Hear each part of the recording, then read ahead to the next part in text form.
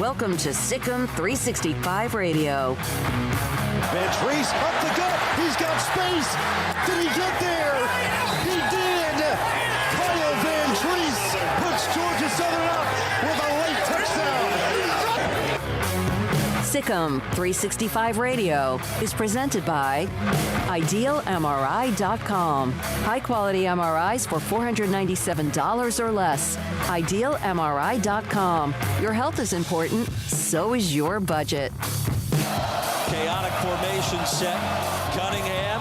All kinds of real estate. And there goes Malik. Malik inside the 20. Malik towards the end zone for the touchdown. Cards are back in front. Sikkim 365 Radio is also brought to you by Texas Farm Bureau Insurance, protecting Texans since 1952. Ooh. Big run, cut back at the 45. It's a foot race for Eric Gray, and finally lassoed down at the 20 by Nico Bolden. Have you subscribed to our YouTube channel? Search 365 Sports on YouTube. Brought to you by TFNB, your bank for life. From the 30-yard line, Singleton with running room. And then he turns on the Jets past the 50-yard line. Stays in bounds. They will not catch him. Singleton all the way for a 70-yard touchdown. Now here's David Smoak, Paul Catalina, and Craig Smoak. And here we go on this Thursday, September the 15th, with a lot of news to get to, including what ESPN may have said about the college football playoff and television rights to that being flexible. Ross Dellinger with some tweets yesterday evening on the FBS and NCAA, and there's that thought that maybe the NCAA would just evaporate. Maybe not. And then also a note about graduate transfers and how that affects the transfer portal, and transfer portal news, in fact, again today. A note about a Miami wide receiver who will not play in College Station. All of that. Max Olson, Bob Thompson, Mickey Spagnola, Off the Radar, Top 5, and Jennifer Smoak's fantasy football segment today at 5:30. Let's start with this.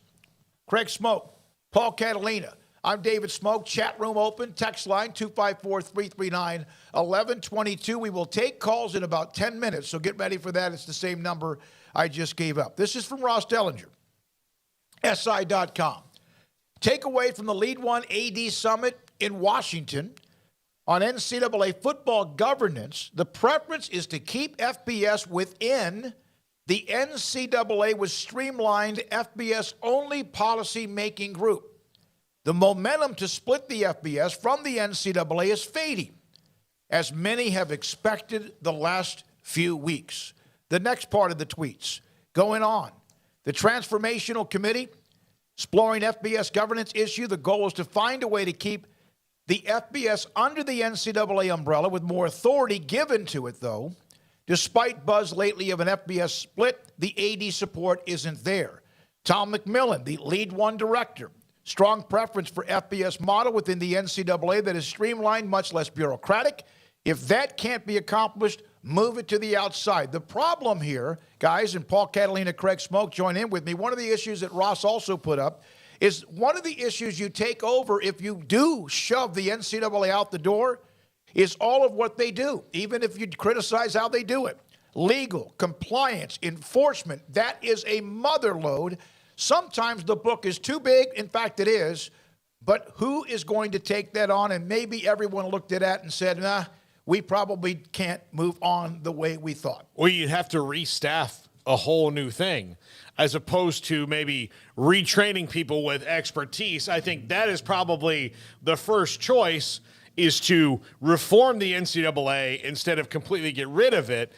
But you can't go... I would say that this is a good idea, except for the fact that there cannot be a half measure here. They can't go halfway and be like, okay, this is all we really want, and this is all you guys have to do now.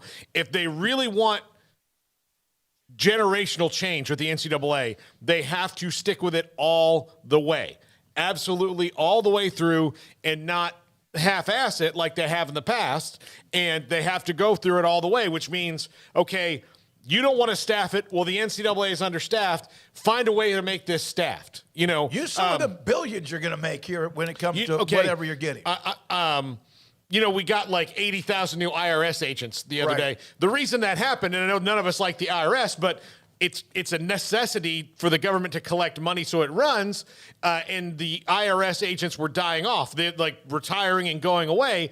Same thing is kind of happening in the NCAA. Nobody wants that job, so you have to make that job better. You have to make that job attractive to these people. So that's what they have to do so they get there and stay there and don't, toil in obscurity for no reason, which is what these people have been doing for 25, 30 years.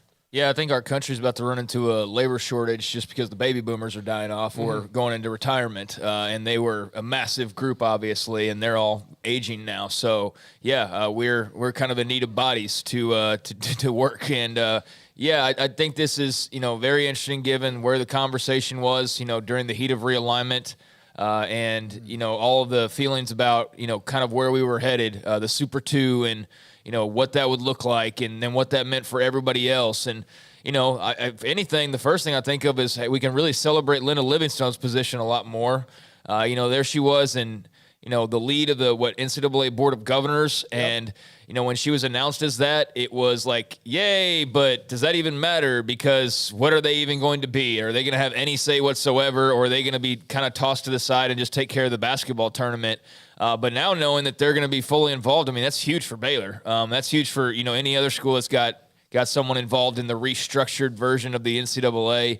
I get it. I get why. I get that, what was the cost of like $65 million just in regular fees that they have to pay. So, I mean, who's going to go and take that up? And clearly everybody's loving getting money, but they really only want to spend money on themselves. They don't want to spend money on administrative fees that have to do with the overview of other schools and all of that. So, it sounds good in theory of like, let's just start something brand new and do it better and do it the right way. But that's way more complicated than just saying it. That's a lot that goes into having to set something up of a similar structure and do it pretty dadgum quickly at that. I just don't know that would have even been feasible. So, leave it as is, but I think everybody involved from Swarbrick to Sankey to whoever has been quoted, yes, we're okay leaving it as is, but there has to be some change. There has to be some expedited processes. There has to be clear focus. There has to be a lot of that type of stuff to give back the confidence in the organization. And so hopefully that's the step that we're taking. One of the other things, and a couple of different athletics administrators gave me this text basically almost verbatim from each other. It's not because they have talking points. Too much was happening too soon and too fast. Oh, yeah. And a lot of it was surrounded by as well what was going on with COVID, and everybody was kind of handcuffed, but too much was happening too soon and too fast. It's not that what is happening is bad. What is happening just came without any type of it was going to happen, but it all happened almost within 12 months. Yeah, and you can have too much of a good thing too quickly. Like if somebody walked in here with 100 puppies right now, that's great, 100 puppies, but there's only 6 of us in here. We can't take care of 100 puppies. You haven't figured that out. How do we figure out how to take care of these puppies? I know it's a silly analogy, but again, it's you could have said 20. But I'm just saying, but that's kind of how it was in college football. Like all of a sudden, especially if you're a player, you've got 100 puppies. Yeah. Great. And I think they need to slow down just because you don't know what other people are trying to sneak through at any given time because, they all trust each other. They're supposed to trust each other. But at the end of the day, it's a business and everybody's out for their own self-interest. And so when you look up and every day was a new rule subsequently being passed in the dark of night, and it wasn't quite like that, but it's sort of how it felt because every day there was something that was changing. What did we let slip through the cracks because we're so busy just saying green light to everything that we go, oh, wait a second. And that's kind of how it felt. It just felt like everything was getting through no matter what it was, even if it was for good, and a lot of it was a lot to try and wrap your head around and really make decisions on. So it appears as though they were kind of able to get through the storm, so to speak, of 2020, 2021, and just all the chaos that came with COVID and what that caused, because then they had to spend time on eligibility issues, and they had to spend time on, everything that had to do with spinning out of that, plus their normal obligations. And plus everybody got an extra year. And an extra year, plus, and now we're still feeling the effects of that on rosters and still seeing the effects of that. This is the first time I can remember watching college football, and I really don't know, how many years a guy has left to play. he's a senior, but he could have 3 years left as a senior for all we know, or definitely 2 in a lot of cases. So, I think everybody got to take a deep breath and kind of reanalyze the situation and realize, like, hey, this is not great and it's not perfect by any means, but it's better than, the alternative, and clearly that's the decision they made, yesterday. Part of that tweet again from Ross Dellinger. So why is the momentum fading for an FBS split from the NCAA? Any new entity would have to take on much of what the NCAA does, legal compliance enforcement. It's not that they need to be better at what they do, the NCAA. They have to be dramatically better. They need to take a big phone book. Remember what a phone book was? A big, huge phone book. And all their rules that are probably bigger than any stack of Bibles you've ever seen. And trim it down. Make it a little bit easier. Doesn't mean you can't still have rules, regulations, and more. So too much, too soon, and too fast. So you've had the college football playoff expansion that looked like it was dead in the water. The thoughts about 2 conferences running the college football's national title or their own, that now has died down because of the college football playoff expansion, has moved back into at least forward. Now you have this with the Transformation Committee. Again, Dr. Linda Livingstone on it, among others. So that's one more thing to look at. And then this right here, Bob Thompson sent me a text on this. This is the audio. Andrew Marchand and John Alrand have their sports business journal, and they discuss college football. There's still out there the discussion about the Pac-12 or the Big 12 or everything else. We're going to get to some audio on that in just a second.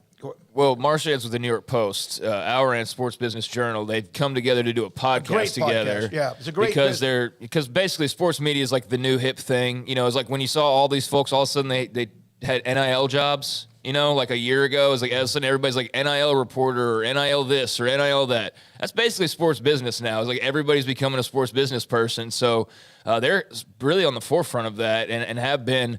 I know Marchand in particular, and Alrand too. I've been reading their stuff for a long time, but they came together almost like superpowers to do a sports media podcast, and they have dipped it a lot into the college football arms race in terms of these TV deals. So, And here's part of their conversation, and this is Marchand from the New York Post on this podcast with John Alrand, and kind of listen to what he says, but then at the end, listen to what John Alrand says as well. I think the Pac-12 and ESPN, hundreds of millions of dollars apart. They are not even close. So that is going to be interesting where that goes in terms of negotiations and will teams jump? Because when you're that far apart, that means something has to happen. And I'm not saying it's going to happen. I don't have information on this, but something just maybe a little conjecture. Do one of the digital players get involved with the Pac-12, right? Apple, for example, loves to buy everything and then sell subscriptions. And they did that with the MLS. The Pac-12 just had this problem of not being, with the Pac-12 network, and you couldn't find it. And it's, obviously not as successful as the ones that partnered with Fox or ESPN. But money talks. And if Apple can make the case that we're going to pay you, we're going to bundle the Pac-12, and they can get the money that they're looking for, maybe they come into the picture. But right now, the issue for the Pac-12 and perhaps the Big 12 as well is just leverage, right? They've already spent a lot of money. So I think that doesn't mean a deal won't happen, but they're going to somehow have to strengthen their hand if you're both, especially the Pac-12, I think. The Big 12 has already expanded a little bit, and I think they could try to pick off some Pac-12 teams. So that is something to watch for our college football fans out there. Yeah, I would be absolutely, I want to upgrade shocked. Gobsmacked? Is that more than shocked? I would be gobsmacked if ESPN doesn't find out a way to do a deal with the Pac-12. All right, so that's Marchand and also John Alrand. Hundreds of millions. Now, Bob Thompson answered some questions. He's going to be on with us today at 4, former Fox president, sports president. And he said the hundreds of millions could be not 1 year. Because if their deal is like $300 million over 10 years or $300 million divided by the 10 teams or whoever's left, you're not talking about hundreds of millions. It's not like they expected 800 or 900 million. he looked at, someone asked us this question, could it be over multiple years, 6, 7, 8, how many years? And that maybe makes more sense. We'll ask Bob about that today as well. I want to get to another story about ESPN.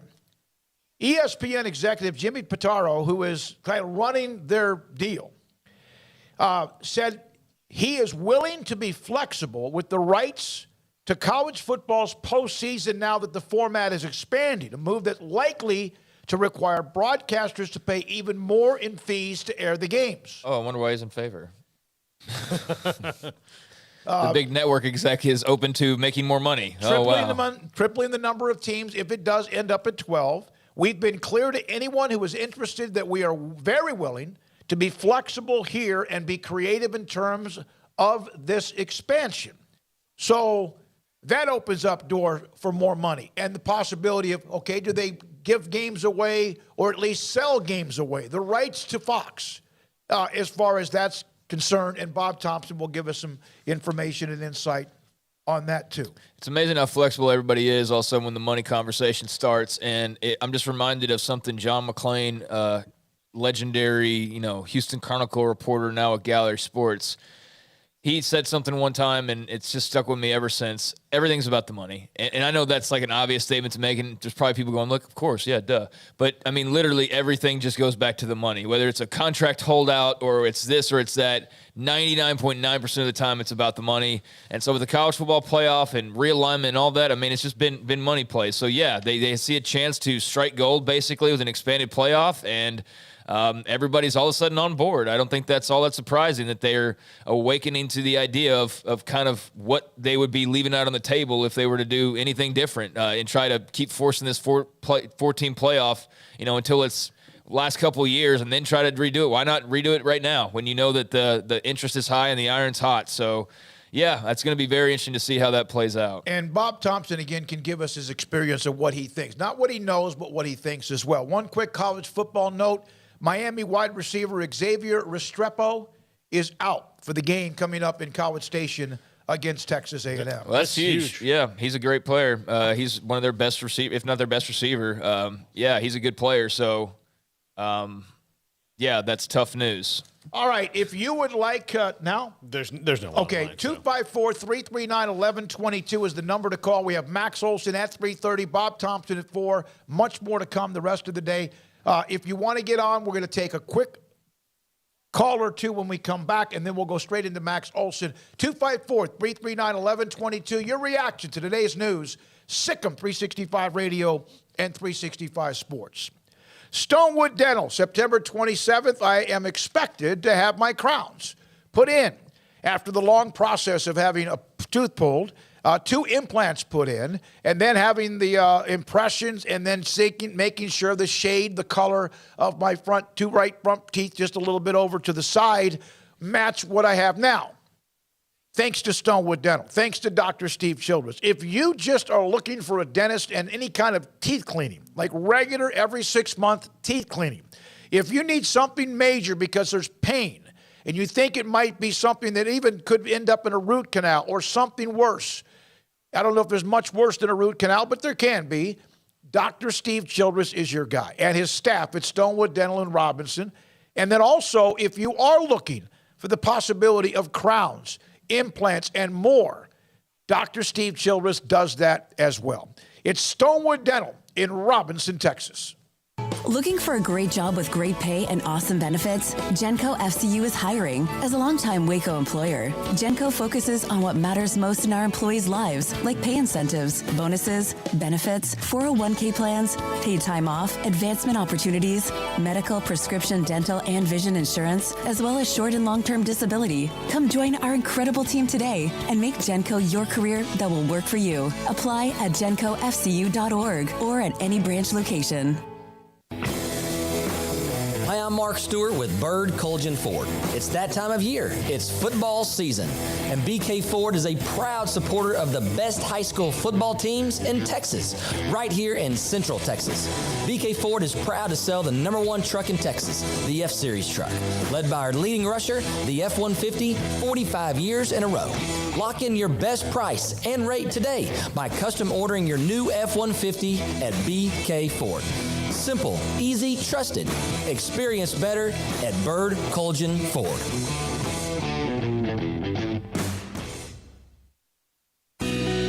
Camille Johnson Realtors guide you seamlessly through the process of buying your dream home or selling your current one. Commercial, farm and ranch, or residential, Camille Johnson Realtors can smoothly and successfully lead you through any transaction. With a team of 28 experienced agents who are excited about serving you, Camille Johnson Realtors services the entire greater Waco area. If you're in the market to buy or sell, contact Camille Johnson Realtors, 104 Midway Center in Woodway, or find them online at www.camillejohnson.com. Camille Johnson Realtors, elegant, charming, warm. Welcome home. At Ideal MRI, we feel blessed to be part of the Waco community. We're a small family business here in Central Texas. At times like this, the cost of healthcare has never been more important. And unfortunately, significant illnesses and injuries still occur. And that's why Ideal MRI is open and here to serve you through this difficult time. So if you need an MRI, ask your doctor about Ideal MRI. You can schedule online in minutes at idealmri.com or call 833-IDEAL-MRI.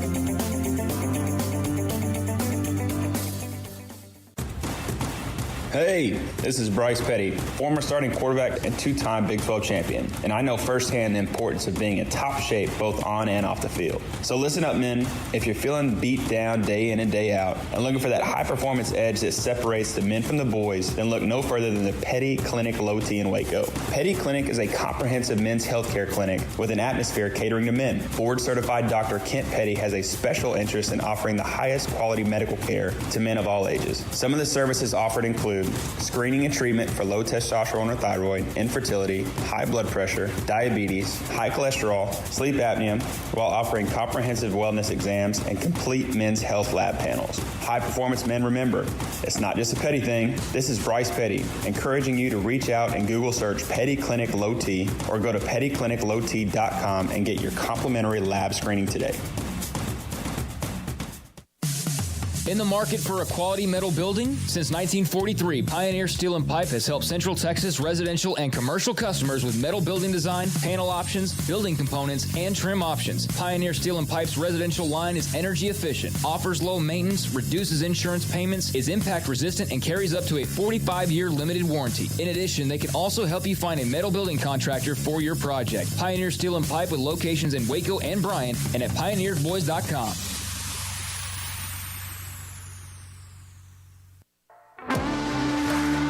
Welcome back to Sikkim 365 Radio. The 3 o'clock hour is sponsored by Waco Custom Marketplace. Meats, sweets, Texas treats, and a cut above the rest. 425 Lake Air Drive, Waco.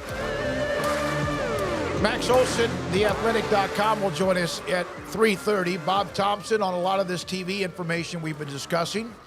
At 4 o'clock, 254-339-1122. Phone calls right now on Sikkim 365 Radio, 365 Sports.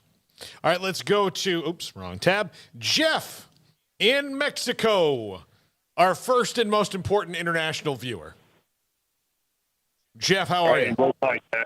Roll Tide. I am doing good. I think a lot of what you guys have said today, it all kind of plays into the expansion and the playoffs. I think everything's slowed down right now. I think the Big Ten and the SEC is going to look to see how many teams will they be getting in this new playoff.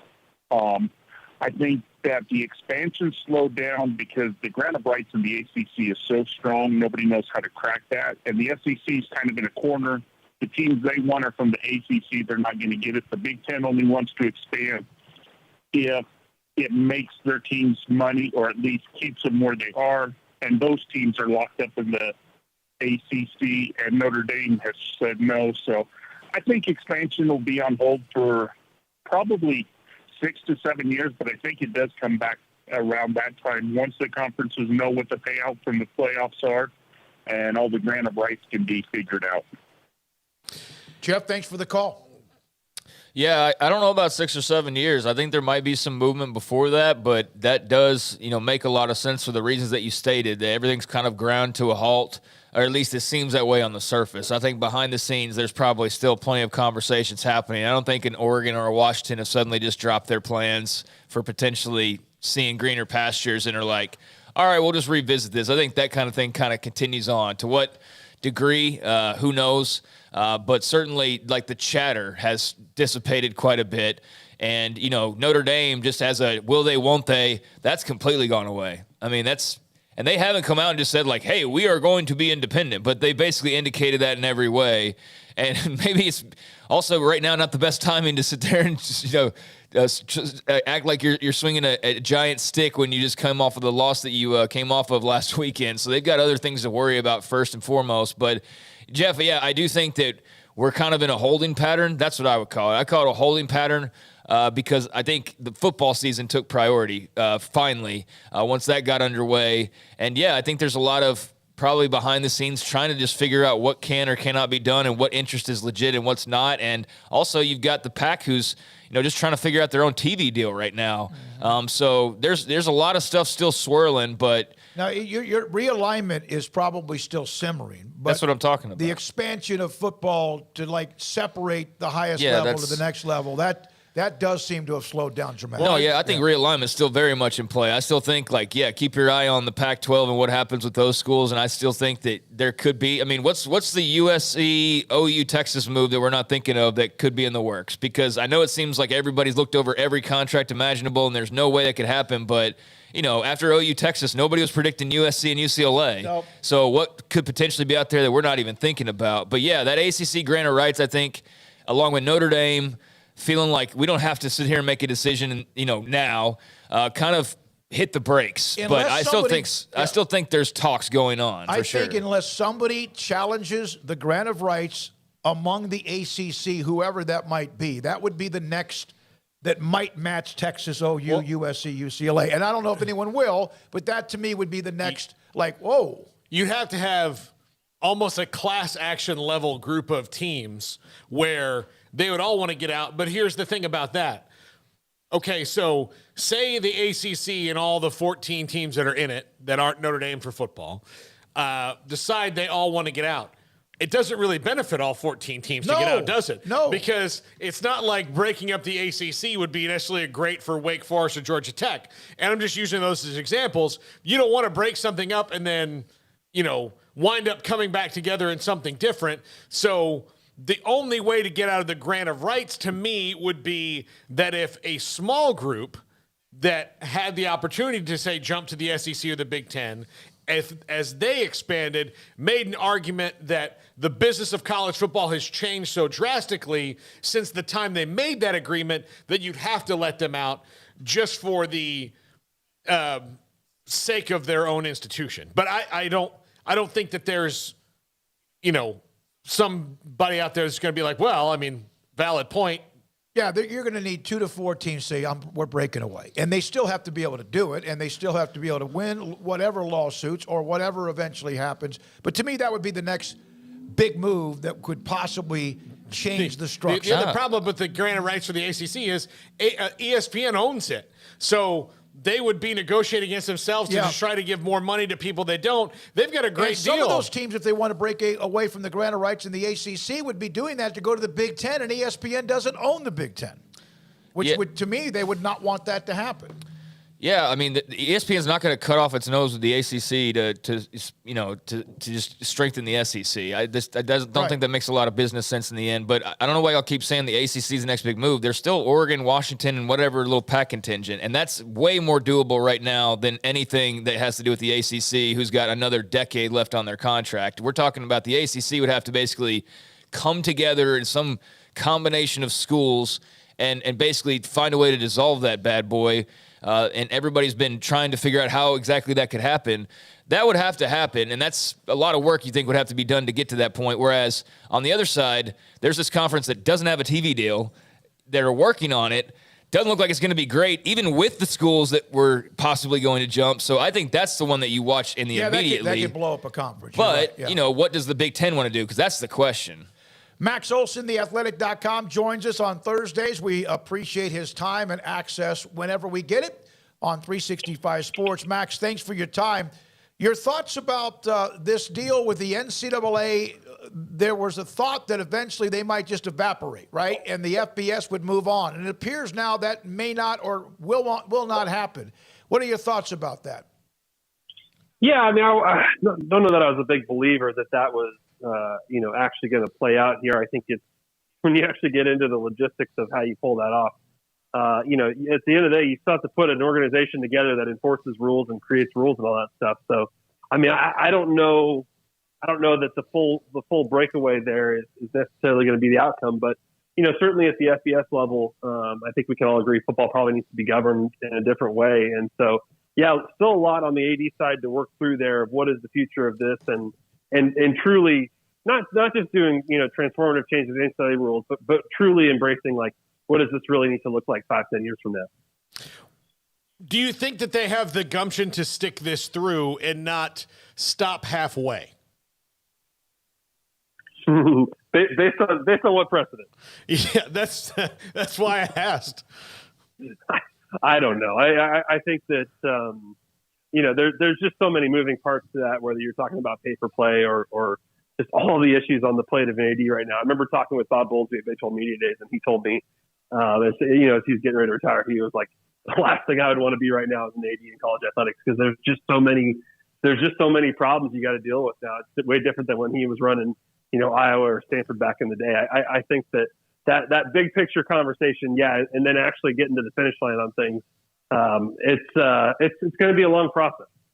So, Max, the time finally came for Scott Frost in Lincoln, Nebraska. Nebraska makes the move. They're moving on Mickey Joseph, the interim.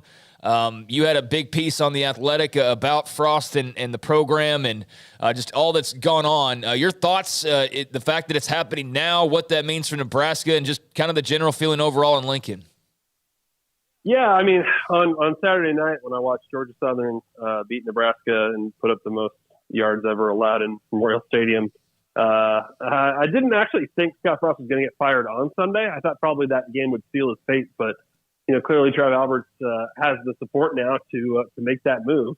And, I think it probably gives Nebraska a chance to be a little bit more competitive the rest of the season because they don't have that cloud hanging over them now. These guys, still love the coaches on their staff and will play hard for them. And, it's not all about Scott Frost and his job being on the line and his decision-making every week. So interested to see how they respond this week against Oklahoma.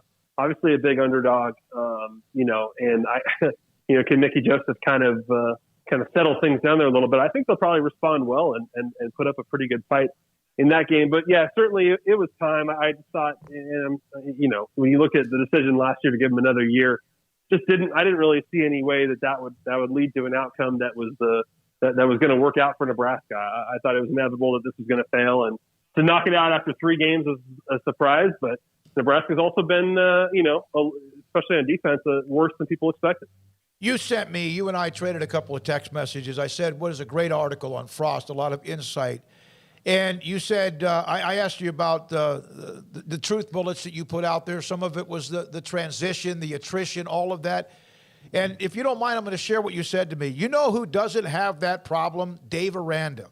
Because guys trust him and believe in what he's saying and doing. Is that what happened in a lot of ways with Scott Frost? Did people just stop trusting him?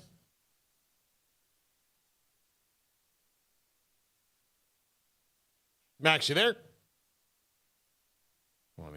Okay. Sorry, guys. Sorry about that. That's okay. You got me. Yeah. No, I think, I think that's right. And I think the reason we talked about that is, I wrote a piece yesterday looking at just the roster issues Nebraska had. They lost 56 transfers during the Frost era. That was the second most in the Big Ten. And that includes a ton of the guys that he recruited and brought to Lincoln. 40 of the players in his first 3 classes, decided to move on from the program. And whether that's because they weren't good enough to play in the Big Ten, or they weren't happy, or they weren't getting playing time, or they weren't, whatever the reason, you can't build a good developmental program, when you're losing that many guys. And I think, you look at this last offseason and Baylor, really didn't lose that many transfers. I just bring that up as a contrast to say, I think there is a big culture piece to that. It's not just about recruiting, and it's not just about, the crazy times these days we're living in, and it's so easy for guys to move on. I think, when you look at a lot of programs, especially in this part of the country around Nebraska that are succeeding, they don't lose a ton of transfers. And that's because I think you generally know what you're looking for in recruiting, and guys believe in the blueprint and want to stay and want to get better and want to develop, these veteran teams that can compete for conference championships. Nebraska just really has kind of been failing to do that. And that's why I think you see a lot of these whether it's Matt Campbell, Chris Kleiman, Lance Leipold, those kind of guys, you kind of see them getting thrown around for these jobs because it takes that kind of coach, I think, to be successful at Nebraska. And there's just really no shortcuts with that. And I think Aranda is a great example of, guys stay at Baylor because they believe in the mission. They believe that the coach has their best interest at heart and I think that when the coach isn't as genuine and doesn't have that good of a culture, you're going to have a lot of attrition and a lot of problems. Do you think, if you mentioned some of the guys that, on the rumor mill, do you think that that Trev Alberts will try to swing big, much like the coaching cycle last year? Or is that not necessarily the case? Can he do this by grabbing an up-and-comer? Yeah, I mean, it's a very different search now than I expected, because you usually expect this to be something you're dealing with in late November, and you got a pretty short window there, and you got to kind of narrow it down to a couple guys. And, now it's all out in the open there. Nebraska's open, and Trev Alberts has, 10 weeks or so to kind of sit back and see who impresses him and to do his homework on. I think it's going to be a lot larger cast of potential candidates here, and there'll probably be a ton of rumors and speculation and all that stuff. A lot of people tied to it, but I think Trev Alberts gets to take a closer look at, maybe there's some of those guys out there like a Jamie Chadwell, where you're just sort of like, yeah, maybe he wouldn't have been considered very seriously for it, but now you get maybe those guys, those sort of G5 guys, maybe have a little bit more of a chance, or maybe a Lance Leipold has a little bit more of a chance where you can go really look at what they're doing and say, yeah, the record at Kansas is not great, and it's very hard to be successful there, but maybe you get taken a little more seriously through a search like this. And yeah, I mean, in terms of big swings, I don't expect them to go after Urban Meyer. But I do think there's probably a few names out there that I'd imagine they're going to look into. I would be curious what the situation is going to be, in Carolina. And is Matt Rule a guy that could be up for this job depending on how things work out there? But I'm not saying he's a guy, but I mean, I could see that making sense if he were let go in Carolina. I think there's going to be, when we get down to it here in November, man, there's going to probably be a bunch of names out there and a bunch of rumors for sure. Yeah, Max, you just said his name. I was thinking of Matt Rule while you're talking as well. Is definitely a guy we're going to be hearing a lot about during, I think, this coaching cycle with just his. Well, I mean, Smokey, don't you think the culture piece is there? Yeah. If you make that move? Yeah. No, I do. I don't know if that means he's going to be, in 2 years you're going to start hearing about him going somewhere else. I'm not sure if that NFL aspirations now is as hot a topic, although it's hard to win in the NFL. Yeah, no, I thought about that. I really have, because it seems like it fits, and I think his game and the way he talks would fit there. He's got the old Penn State model, right? Well, Nebraska and Penn State were almost identical in many, many different ways.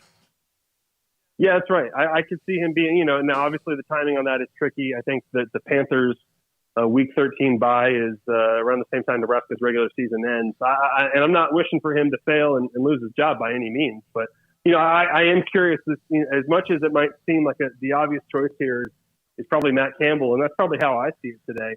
At the same time, it's probably going to be a pretty interesting road that they're going down here, where there's probably going to be, I don't think that this is as hard of a job as Scott Frost made it look, and I think the compensation, when the guy's already making $5 million, is going to be attractive to people. I think the new Big Ten deal is going to be attractive to people. It'll be interesting to see which kind of coaches are drawn to the job. So, Max, what do you think it's like to be Jimbo Fisher right now after starting a slap fight with Nick Saban in the summer and now losing to App State?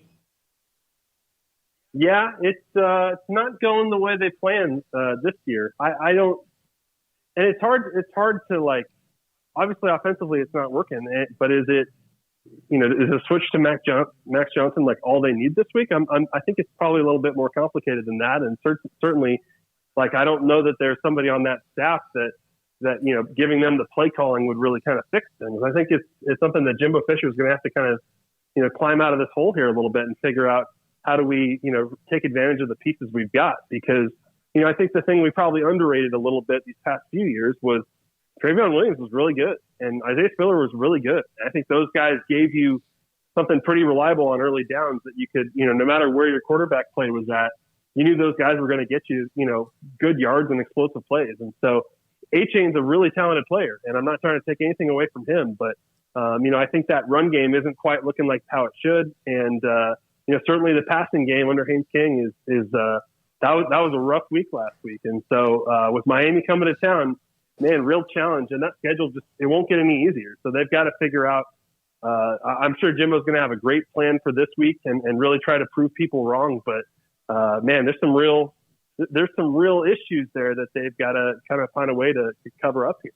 As if things couldn't be worse for A&M, Max, you have their hated rival who's going to be joining them soon in the conference that they were able to brag about the last few years, and that hated rival is going toe-to-toe with the number one team in the country. We've all had fun with the Texas's back memes and the Kansas losses and all of that, but that felt different on Saturday. Do you agree? I do, and guys, if Quinn Ewers hadn't got hurt, I think we'd probably be talking about Texas very differently this week. Yeah. I think that and it'll be interesting to see how long he's out. Can you actually get him back for Red River, or how much of a setback this is going to be? But man, that quarter that he played against Alabama, you really saw what everyone, that's the Quinn Ewers that he has that potential to be pretty special, just in terms of the playmaking ability downfield and the throws that he can make. So. It was. I've covered a lot of Texas football games, and that was one of the best I've seen from them in terms of, having a really good plan, in terms of playing with great effort, which is always kind of the problem at Texas. And then I thought the crowd at DKR was as good as I've seen. So it was pretty impressive, just in terms of a showing of here's what Texas can be when they put it all together. Now, will they play with that kind of effort this week against UTSA and every week going forward? Like, that's the real challenge that. You got to kind of change the culture there a little bit, but man, it was pretty impressive, and I was certainly expecting a blowout in that one. And man, you change one play in that, and suddenly Texas Texas wins, and they're top 15, top 10, something like that, and we're talking about them as the Big 12 title favorite. Max, elsewhere last weekend, I don't know how many people saw it, although I guess the TV number was pretty healthy, but late at night in Provo, Utah on Saturday, BYU and Baylor in overtime. Kalani Sitake and company get a massive win. It was a dogfight. What were your thoughts just on kind of, where BYU is now and the chatter kind of with their schedule? You have to start paying attention to them a little bit, especially if they win in Oregon this weekend, but also your thoughts on Dave Aranda and company, a bruising loss and trying to rebound from that. Yeah, I mean, you guys think that Big 12 teams are going to have fun making that trip here starting next year? That's going to be the one that when the schedule comes out, you're going to look at, okay, are we playing at BYU? Yep. When is it? Who's afterwards? Who's before? All that kind of jazz. Yeah, I think that's going to be one you circle.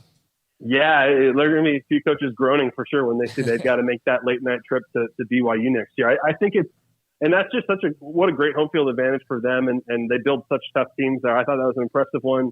By BYU to get revenge for that game. And I think that, I think that's a program. It's going to be really interesting to see kind of how they match up the Big 12 teams on a weekly basis next year, because I'm not sure, would you say that's not a Power 5 roster? I don't think they're that far off from being a Power 5 roster probably. And they're a little bit, they're extremely unique in terms of how they build that with the guys that, go on missions and come back and are a lot more mature and physically developed and stuff. But man, it's a big one for BYU for sure. And that was a team that I kind of circled, like when we're doing the FWA, top 16. I had them in my top 16, I think at 13 a couple weeks ago, because I just felt like you looked at the pieces they had coming back and really liked that team. And yeah, they've got some big time games with Oregon up next on the schedule where you find out about, they've got some real challenges this year in this last year of independence play. But yeah, it was, I thought a really, gritty win by BYU, and I think Baylor's going to be okay, but that's just a total trap game to go into there in non-conference play. One of the things about joining the conference is you can beat a team, or you might have some wins. The question is week in and week out. And Brigham Young, I think, is strong enough and good enough to do that. And he'll find that's where you go from Baylor, then you play Oregon. Then you get Notre Dame a little bit later, and you get Arkansas. Right. So, yeah, and that will be fun. And I know that's what Kalani Sitake's talking about and working on. Man, don't you guys think they could beat Notre Dame the way things are working out for Notre Dame? Yeah, for sure. Yeah. There was the story yesterday. The NCAA instructed football programs to remove the names of any student athletes who entered the transfer portal since the new transfer portal windows went into effect August the 31st. This kind of confuses me. What actually does this mean? Yeah, this is just a one-time fix. Basically, when they set the new rules for the portal, those rules went into effect immediately, which means that what it's supposed to mean is that no players are entering the portal till December 5th. Well, there were some players that were still going in because they were leaving their team and they're going in. And so this was just the NCAA giving them instruction this week of, hey, take them out, put them back in December, because that's when they, you need to go in the window in order to be immediately eligible to make that change. So I think that what that means is that we shouldn't see players entering the portal till December. Now, you'll probably see some players announce, hey, I'm leaving the team, I'm going to go in the portal later. But to what extent we're curbing that, we'll be interested to see. But, I think right now it's going to mean that hopefully that door is closed right now, and these players need to, stay with you. Yeah, you're going to have some decisions to make at that 4-game redshirt and stuff, but it should mean we shouldn't have too many players trying to hit the portal between now and the end of November. This is the line that I read. The schools were also told not to contact any student athletes who entered the portal. That's not good. Yeah, right? Yeah, I think it was just one of those deals where, there was a player from, I think, Colorado State who went in and then withdrew right away because it was just that information wasn't totally out there to everybody yet. That, yeah, the door is closed right now. In terms of entering the portal, there's no benefit in doing that right now. You need to go in during the window. So, we'll see, guys. I mean, hopefully that means that there are some players that even if they're unhappy in their situation right now, just give it the rest of the season and see what happens before you make that move. Yeah, I think there's nothing wrong with that. Having a little bit of time and patience to make a pretty big decision. Max, let's close it with this. We started with Nebraska. Now it's Nebraska-Oklahoma. What are your thoughts on this game? I don't feel like we've really learned a ton about Brent Venables and the Sooners just yet because of who they played. Nebraska's obviously going to be at home. They got the interim with Mickey Joseph. What are your expectations this weekend? Yeah, I don't know how much it really got that much attention with other games on last weekend, but Oklahoma had some issues early on with Kent State. It was a 7-3 game at halftime. Kent State got stops on the first 4 drives against Oklahoma. I think that's probably to some extent, Kent State's not a bad program by any means, but I think that's probably just a sign of, Oklahoma still, it's not all totally clicking yet. I think the defense has looked pretty good. And offensively, they've got the firepower. They've got the ability to score a lot of points. And once they got rolling, they were just fine. But, I think Oklahoma is going to be a better team in a month from now than they are today. And that's just part of being in year one. So this is a big test for them. They've got K-State right after this to open conference play.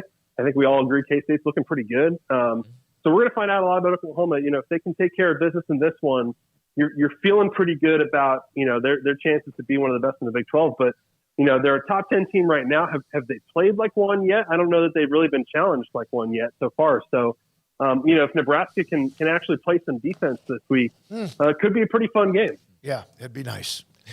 That would be nice. They played them well last year, but that was a really good defensive much closer than team. I expected last year. Yeah, me too. Sure. Max, as always, thank you, sir. Appreciate your time.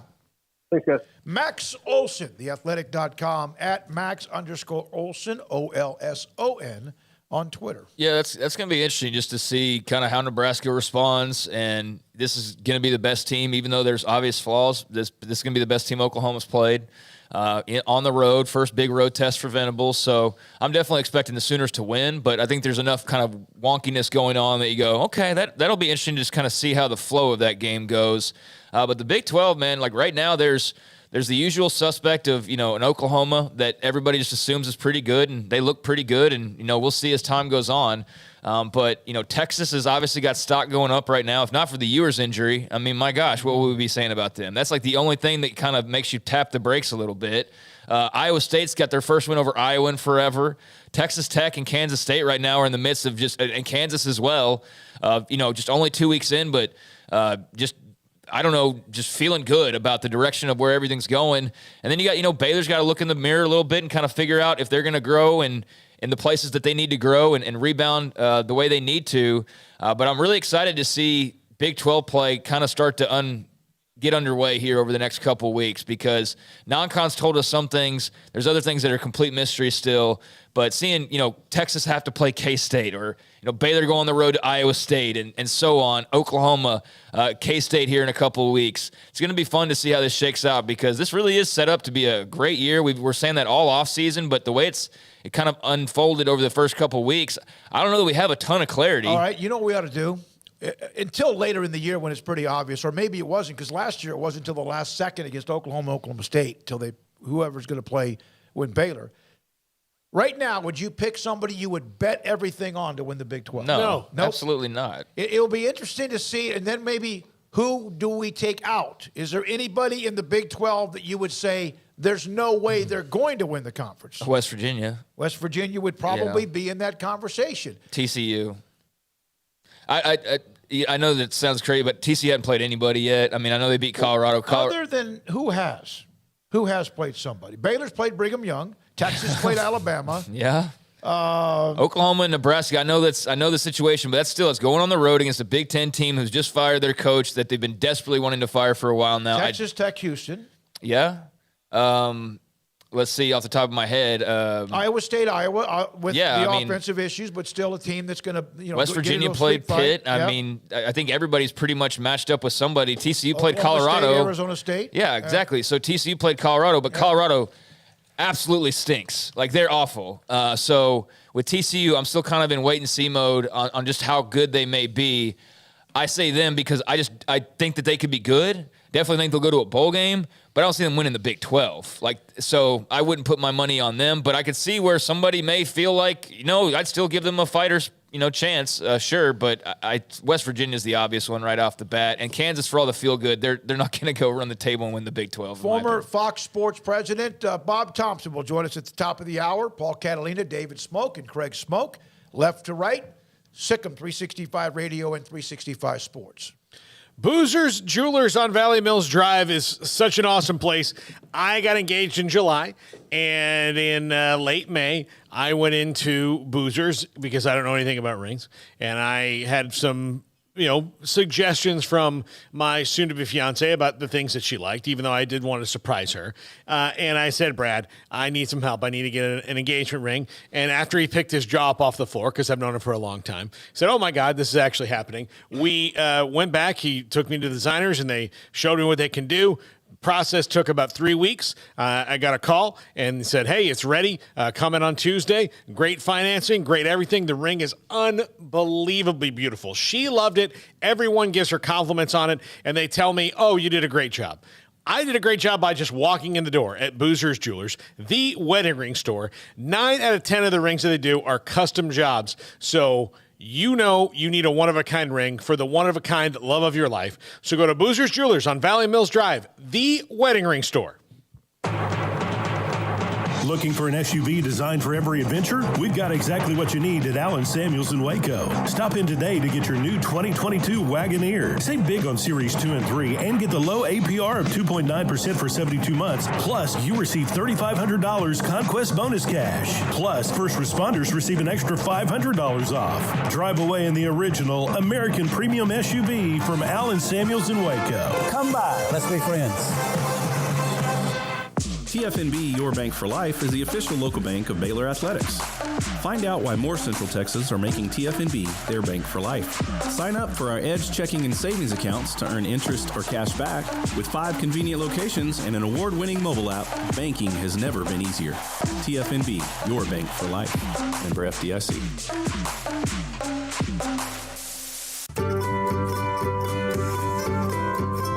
You want to know why Stonewood Dental is so successful? Listen to what happy customers have to say. It's pleasant. It's different than any other dentist office. I really feel like they care. And it's not that you're here for 2 hours waiting on someone to take care of you. It's quick and easy, and I bring my kids, and my kids love being here too. They really love the treasure box. Staff is really nice and accommodating, real friendly. You feel more like home. It's not sterile looking. Everybody has their own personalized rooms with decorations and decor, and they'll even have a blanket for you when it's cold. I've recommended people to actually come here, and they are patients now. I really love it here. It feels like family. Learn more, stonewood-dental.com. After my first car accident, I feared the biggest damage would be to my wallet. I expected a mountain of bills and a long, drawn-out process. But my Texas Farm Bureau insurance agent was there when I needed her and helped me get back on my feet and in my car in no time. Instead of a hassle, I got reassurance and a quick recovery. Stop by and see our agents at one of our 3 McLennan County locations. Coverage and discounts are subject to qualifications and policy terms and may vary by situation. It's summertime, there's picnics, reunions, cookouts, and so much to do, and Waco Custom Marketplace on Lake Air Drive in Waco is your home for the butcher shop that can help you with beef, pork, poultry, and seafood. They are spectacular at being able to deliver you whatever cut of steak you want. Bone-in ribeye, however thick you want it, that's great. They'll do it. Sirloin, T-bone, porterhouse, bacon-wrapped filet. And, of course, as I mentioned, they have pork, poultry, and seafood. Their Norwegian salmon is spectacular. Also, all of the sauces and seasonings you'll ever need, all the ingredients you'll ever need to make sure you have that perfect, flawless taste. So it's delicious whenever you take something off the grill. And a full-fledged bakery as well, with fresh baked bread and kolaches every single day. Up and down the aisle of Waco Custom Marketplace, you also have what you need, from knickknacks to snacks to more, at 425 Lake Air Drive in Waco, Waco Custom Marketplace.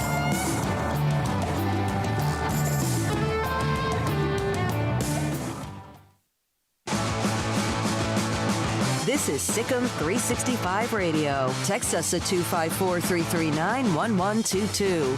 The Sikkim 365 Radio text line is sponsored by Riverbend Liquor and Wine, with the most extensive variety of craft beer in Waco.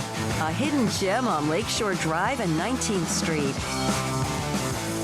Former Fox Sports president Bob Thompson, who has been a godsend for us when it comes to breaking down a lot of the news about television and conferences and realignment and expansion and all that other stuff, joins us. It's been too long on Sikkim 365 Radio and 365 Sports. Bob, thank you very much for your time. How's your shoulder? My shoulder's well. I'm hitting a few golf balls. Right now I'm actually in Maine, enjoying some fall weather. This was the last state in the U.S. I haven't been to. So I knocked them all off. Just shy of my 65th birthday. Did you have rotator cuff? I did. I had that back in 15, and I remember I couldn't play, couldn't do anything golf, and I just got a 7-iron out around the greens about 2 or 3 months later and just started chipping a little bit. They allowed me to do that. But good luck with you on your comeback from that and getting back on the golf course.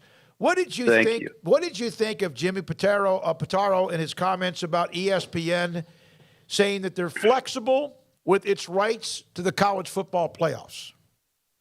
I think it was pretty smart on his part. You know, they really need to. They're the key for the CFP to expand earlier than 26, and by him showing a willingness to, go ahead and have discussions now about, maybe potentially letting some other partners in going forward, or at least through the end of the existing deal, I think was a good olive branch on their part. Pretty clear, though, that he still is going to want going forward, the semis and the champ game. And I'm not sure that's going to be possible. Bob, what do you think the ultimate, will it be sharing with Fox, and how long do you think that takes to get worked out if they don't want to share the semis and champ game or rotate that like the Super Bowl? Well, what I could see happening is, maybe Fox coming in 24, 25. I think next year is going to be tough, but 24, 25, and maybe doing some of the first round games, the 4 games that I guess would be the highest rated or the lowest rated, conference champions, the quarterfinals. And then, maybe some split of the New Year's Day bowl games, and then ESPN retaining the semis and the finals through the end of their existing term. I think, and during those 2-3 years, there'd be a negotiation going forward. And I would imagine that Fox is going to push for some sort of a split. And I would guess, some other networks come in as well. But I think at the end of the day, the 11 games could be split pretty evenly between Fox and ESPN, with some sort of rotation on the semis and the final, similar to what TNT/TBS and CBS have when it comes down to the NCAA basketball finals, which has worked pretty well for both parties. Bob, did you think that the expansion was inevitable, or did you think there was a real chance they could have hunkered down and waited out this contract? I think the presidents got tired of the commissioners not being able to come up with something. I think the presidents all realized that, There was been some infighting. There's a little bit of distrust at the commissioner level amongst each other right now. And I think it was smart of the commissioner or the presidents to come in and say, this is what we're going to do. This is when we want to do it by. Now you guys go figure it out. And so the good part is that's been settled. And I think it was smart. Everybody wanted expansion. It just kind of got bogged down at the commissioner level. Now it gets kicked over to, Bill Hancock and the folks at the CFP. And, those guys are masters at the whole logistical aspect of these things, which is a huge part of it, especially if you want to start early, looking at, existing championship games, how the six New Year's Day Bowls rotate, how they're going to be incorporated into things. So now it really falls on to somewhat with the commissioners, but primarily to Bill and his group to pull the whole thing off. How much more now that there will be what looks like 8 teams additional to the 4 that are a part of the playoff now? How much more money per year are we talking about? Well, if you look at it this way, right now they're paying probably in this existing deal for the semis and the 4 New Year's Day Bowl games and the champ game around $700 million. That's the average. It's a 12-year deal. So $700 million in average. They're year 9. Say it's at $800 million. You add 4 more games in say 2 years, that gets it up to, $950, $960 million a year. And then if it actually goes to the open market, a double is only a double gets you to $2 billion. And I think that's very, very doable. You got to remember it's a 12-year deal. So it's kind of stale, it's kind of old. And just look at what the Big Ten just did. Mm-hmm. I mean, they tripled. And so to see something like that, I've seen numbers from $1.6 billion to 2.2. I'm kind of staked right in the middle, 2.0 as an average. It might start a little less than that, but over the course of especially if it's like a 10-year deal, I think you can get to $2 billion average easy. How much of that is split up among the schools that are who are the Power Fives compared to the Group of Fives? How is that? Do you know how that's kind of distributed? I'm not sure. I mean, it seems like I want to say 65% with the Power Five. The Group of Five split like 25%.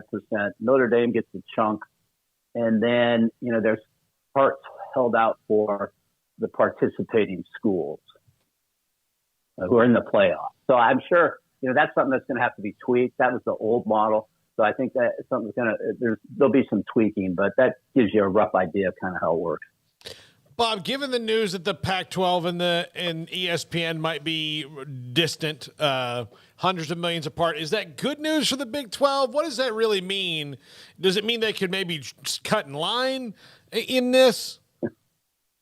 The funny thing to me was, when it said hundreds of $1 million, and I was like, well, the deal is only going to be worth about 300. So how far can they be apart? But then if you look at it, say over 5 years, the term of the deal, and if ESPN was at 200 and the Pac-12 is at 300, and so that's $100 million over 5 years, that's hundreds of $1 million, $500 million difference. So I think it was a message from ESPN to the Pac-12 that, hey, we're a long ways apart. And I also think it was a message to the Big 12, which was, we're going to be here to talk to you soon. And so, the fact that Brett Yormark has opened the TV negotiations, even though it's not within the exclusive window, but he's apparently having some discussions with ESPN and Fox, I think it bodes well for the Big 12. And I think they were smart to be in the market at the same time the Pac-12 is, so that, they have a chance at, working something out on a parallel path, at the same time the Pac-12 is in an effort to get their deal done. When you say, even though it's not during the exclusive window, what does that, you can still talk? Exclusive window means you're only talking to those you already have an agreement with?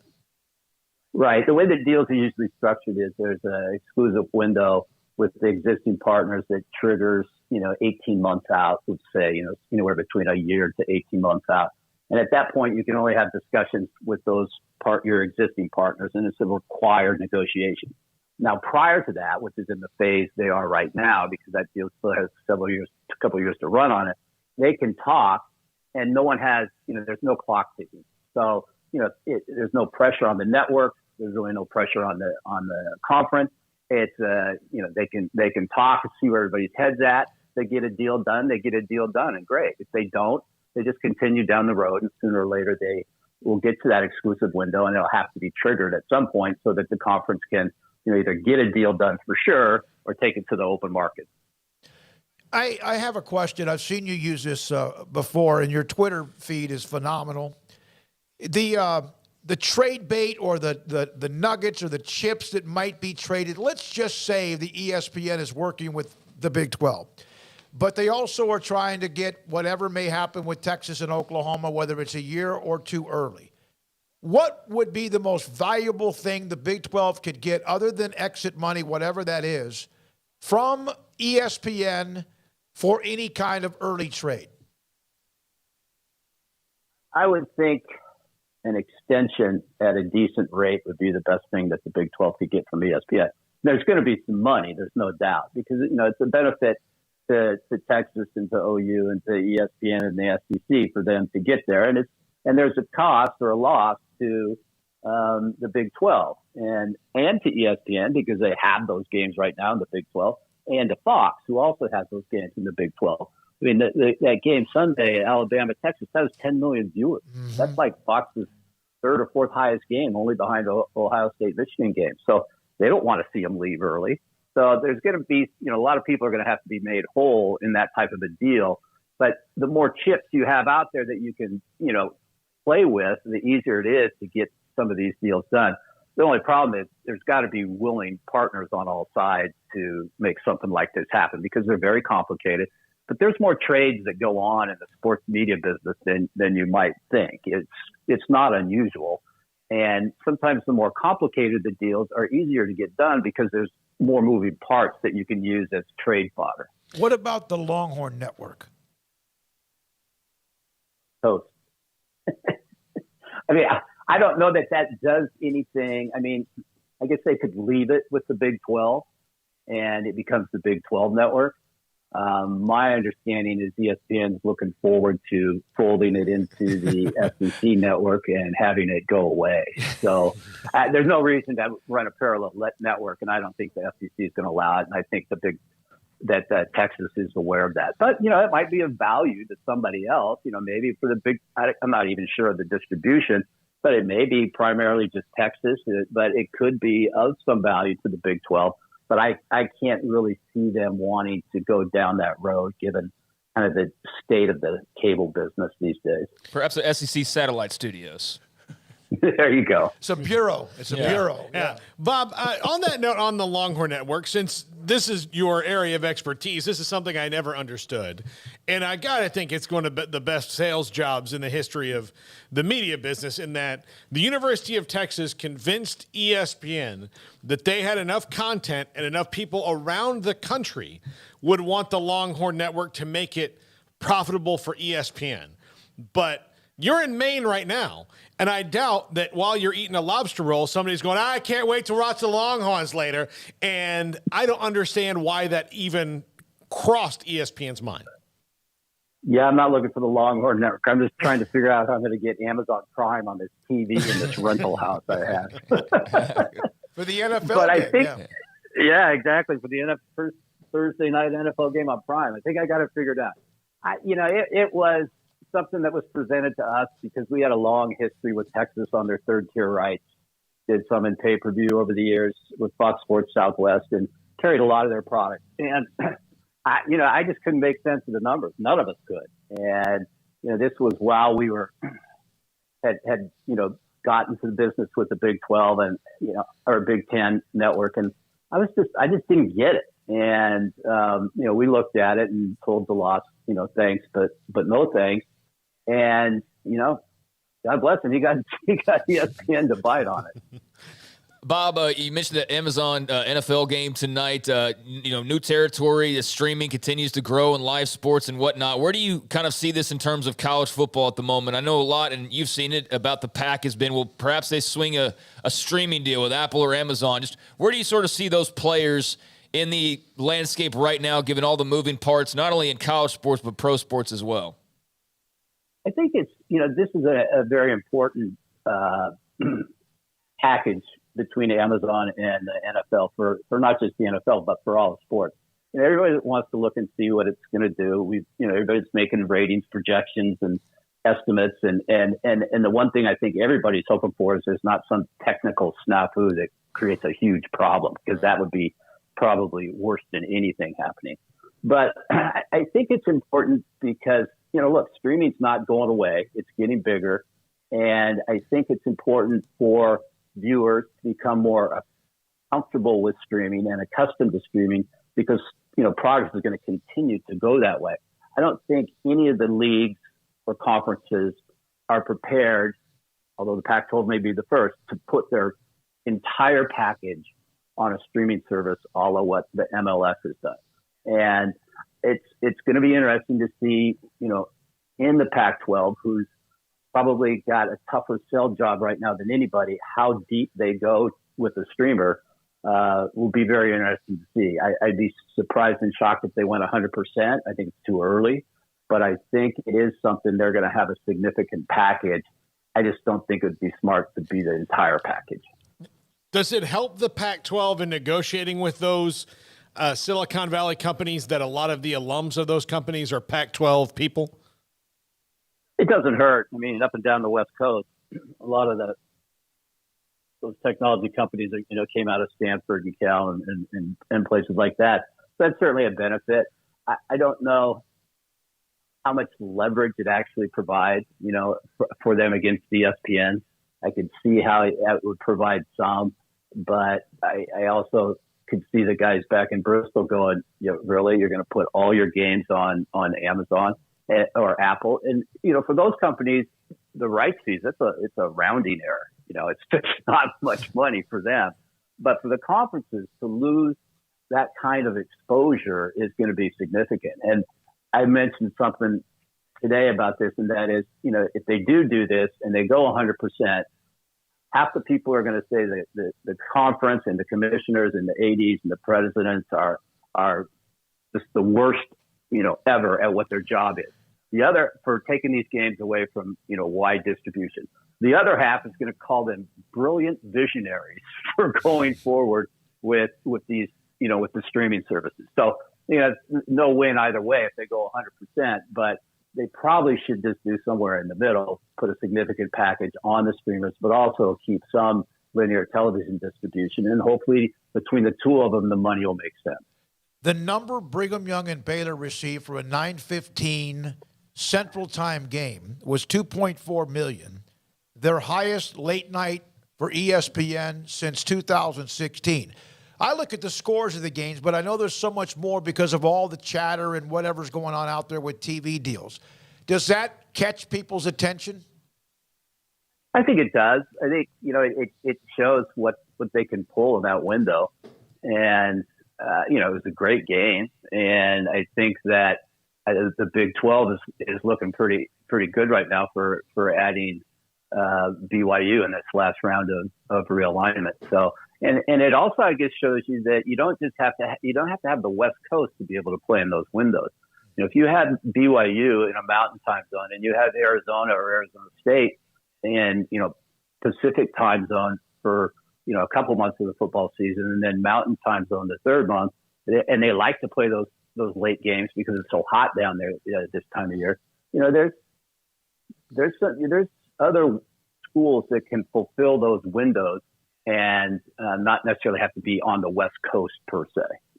Bob, because of kind of what you're referring to there, do you feel like the expanded playoff calms the waters, or do you think they're as choppy as ever in regards to movement, realignment, what have you, that we've been kind of dealing with the last year or two?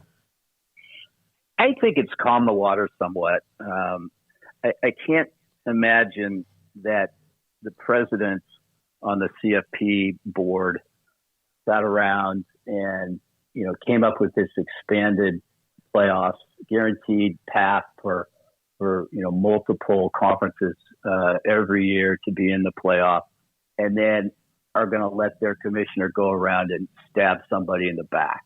Right. I just find it hard to believe. It's just especially, when you look at one of the members was the Ohio State president. And, so I think that it's calmed things down. It's probably an uneasy calm, but I think it has calmed things down. It doesn't appear as though the SEC is, chomping at the bit to go any further, other than, getting Texas and OU into the fold.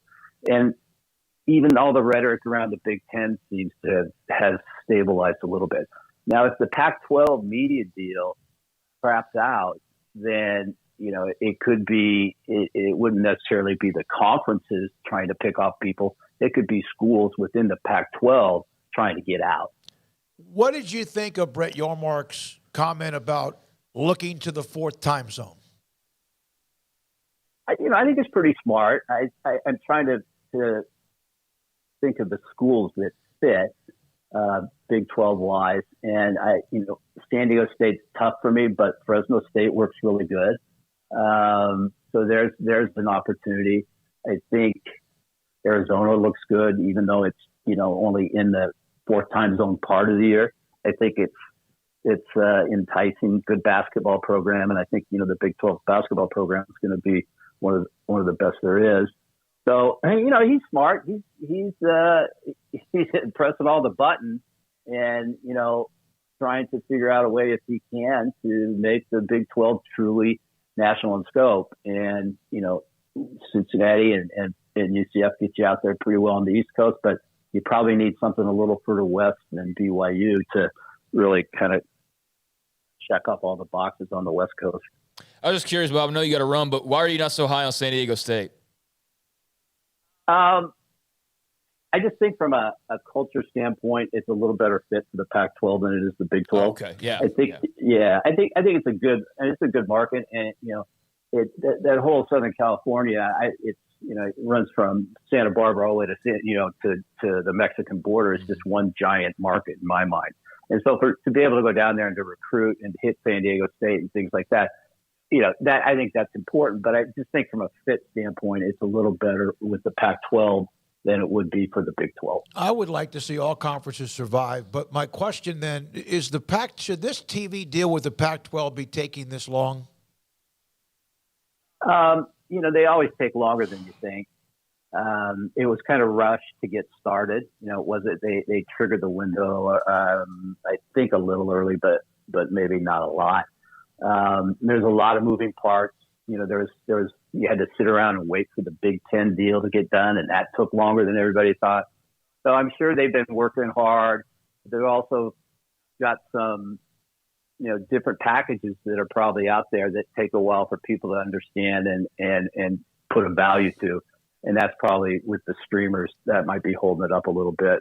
I can't imagine that for any of the broadcast networks, or cable networks, Fox, ESPN, whoever who's bidding on the Pac-12. I don't believe the holdup's there unless it's just over dollars. How do you? I know you, and we have you on for so long. The Amazon game tonight. What are you expecting? The NFL is like this massive, giant gorilla, like King Kong of all the viewers. What number are people talking about maybe tonight? The numbers I've seen thrown around. There was an interesting one. They played each other last year, and it did 18 million. I can't remember if it was a Monday night or a Thursday night, but it did 18 million. Fox averaged about 60 million viewers last year. You got to remember the games are also on over the air in the local market. So the broadcast station in Kansas City and the broadcast station in LA will have the game. I think, anything over 8 or 9 million is going to be pretty good.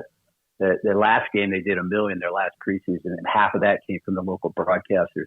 But I think if you did 8.5 million, and maybe 2.5 of that is from the local TV stations. Kansas City does a huge number locally, so they'll be big. LA, it will be about half the rating, but pretty close in numbers given the size of the market in terms of total viewers. So if you could get like 6.2, 6 million pure prime subscribers watching the game, I think it's a hit. And then the other thing is, as I mentioned earlier, it's got to be flawless from a production standpoint, which I'm sure that'll be fine. But from the technology standpoint, there can't be a bunch of lag. People can't be able to get, they got to be able to get on. Don't want to see the buffering window spinning around. So, the other thing is I'm interested to see some of these alternate feeds. I'm not sure if they're all going to be up this time, but the Dude Perfect feed and the, Manning Cast type feed, those things ought to be pretty interesting to see as well.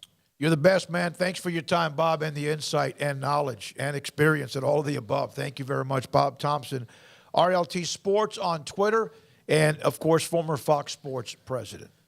Yeah, a lot of interesting stuff there to unpack and a lot of different angles to kind of what we've seen happening over the last few months and even what we're going to see over the next few months. I mean, obviously there's some big decisions to be made with the Pac-12 and kind of how they're going to be distributed and with who and all that. I think it's clear, though, like nobody's going to be left out with no deal. I mean, that's the good news is, there's so much fire and brimstone of the Big 12 will die or the Pac-12 will die. And, like there's only going to be 20 teams left and all said and done and all that kind of jazz that you get via social media. That is not anywhere close to the case. And, yeah, I mean, they might, in some cases, I think especially the Pac-12 still may be dying. It just might be a lot slower death than we thought.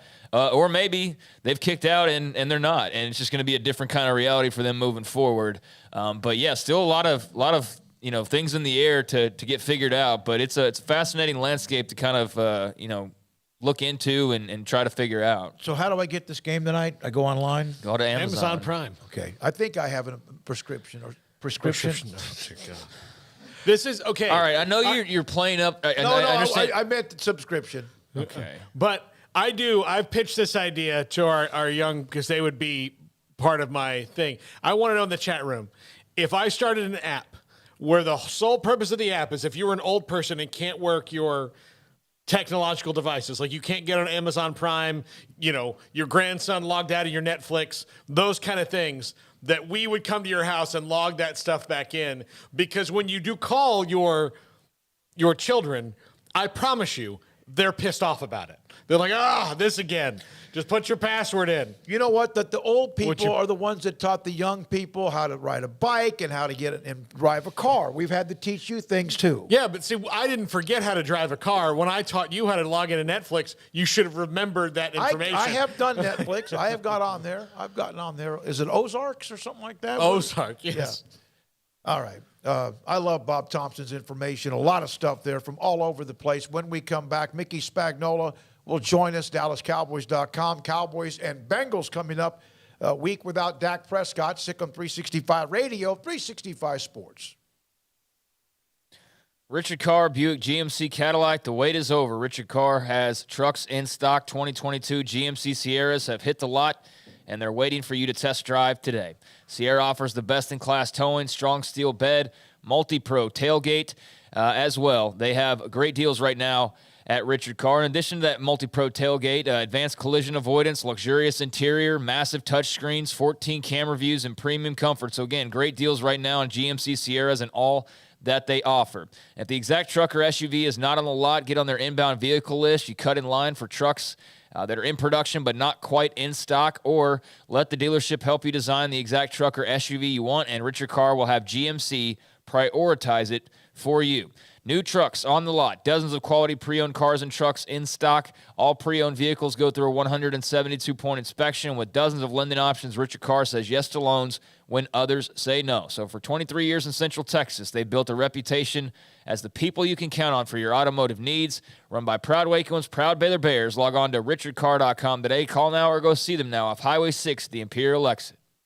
1, 2.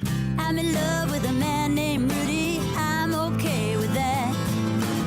He knows exactly what I want. He keeps me coming back. He cooks breakfast, lunch, and dinner for me. Does the dishes too. I'm in love with a man named Rudy. Last name Barbecue. It sure is easy to fall in love with Rudy's tasty oak smoked barbecue. Next in line. Boots add protection. Good boots help you climb better and move forward faster. And when your son or daughter steps into the boots of a U.S. Army officer, they also learn how to lead. In these boots, they'll gain more confidence with expert training in one of more than 150 occupational specialties. In these boots, they'll stand a little taller and lead a team with diverse backgrounds and areas of expertise to successfully accomplish whatever challenge comes next. In these boots, they'll earn respect with valuable experience from day one that will give them solid footing for success into the future.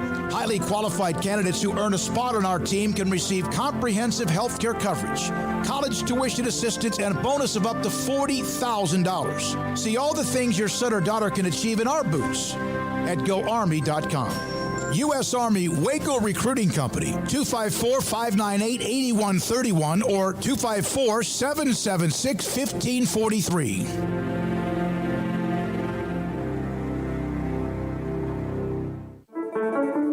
One size fits all. That may be all right for an adjustable belt or cheap sunglasses, but when it comes to your financial needs, no one wants a one-size-fits-all strategy. Cam Heathcott, your Edward Jones financial advisor, knows that his most important goals are yours. That's why he takes the time to understand your needs, knowing you. That's how Edward Jones makes sense of investing. Cam Heathcott, covering Conroe and Houston, 936-756-7717 or cam.heathcott@edwardjones.com. Edward Jones, member SIPC. Automatic Chef Canteen is a full-service micro-market vending and office coffee provider with state-of-the-art vending equipment, a wide variety of products, and offering custom-fitted micro-market vending office coffee solutions for your employee break room. You want a full break room solution and a workplace oasis? Well, Automatic Chef Canteen, locally owned and operated for over 50 years in Central Texas, also includes in-house mechanics on call 24/7 for fast, reliable service and maintenance. Automatic Chef Canteen, 6900 Imperial Drive in Waco, or online at automaticchefcanteen.com.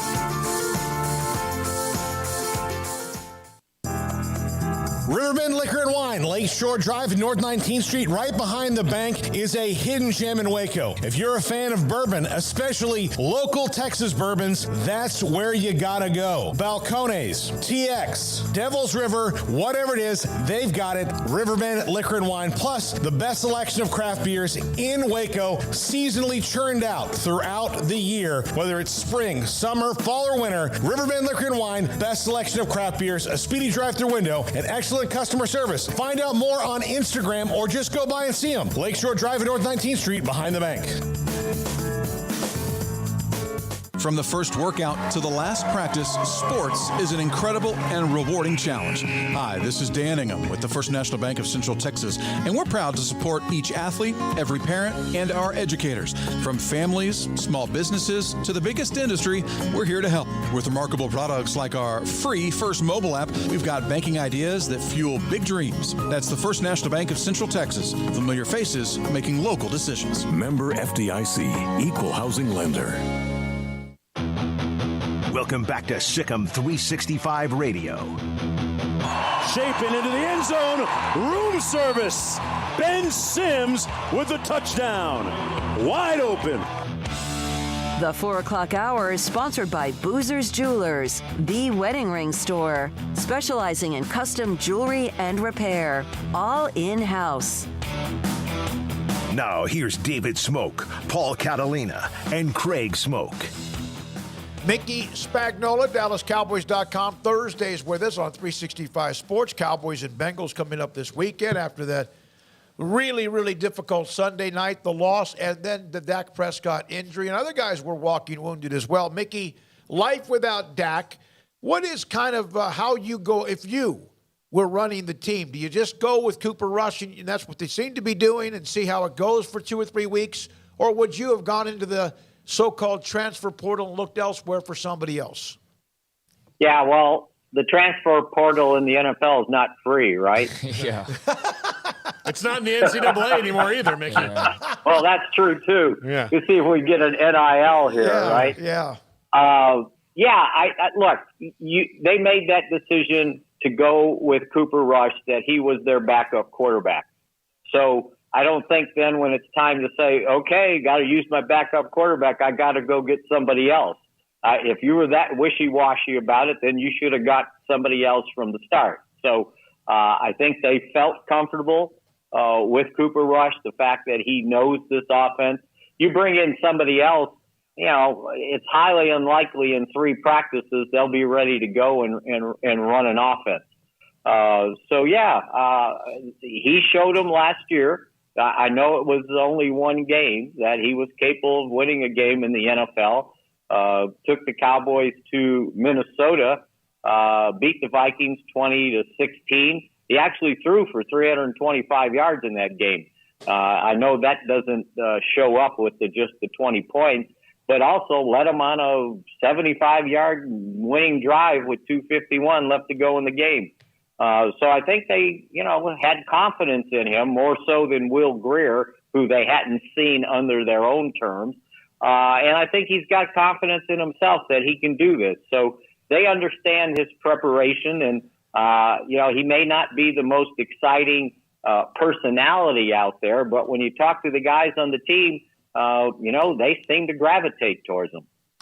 Mickey, this weekend was a game, all the things that everybody was concerned about showed themselves in the first quarter and a half about the Cowboys.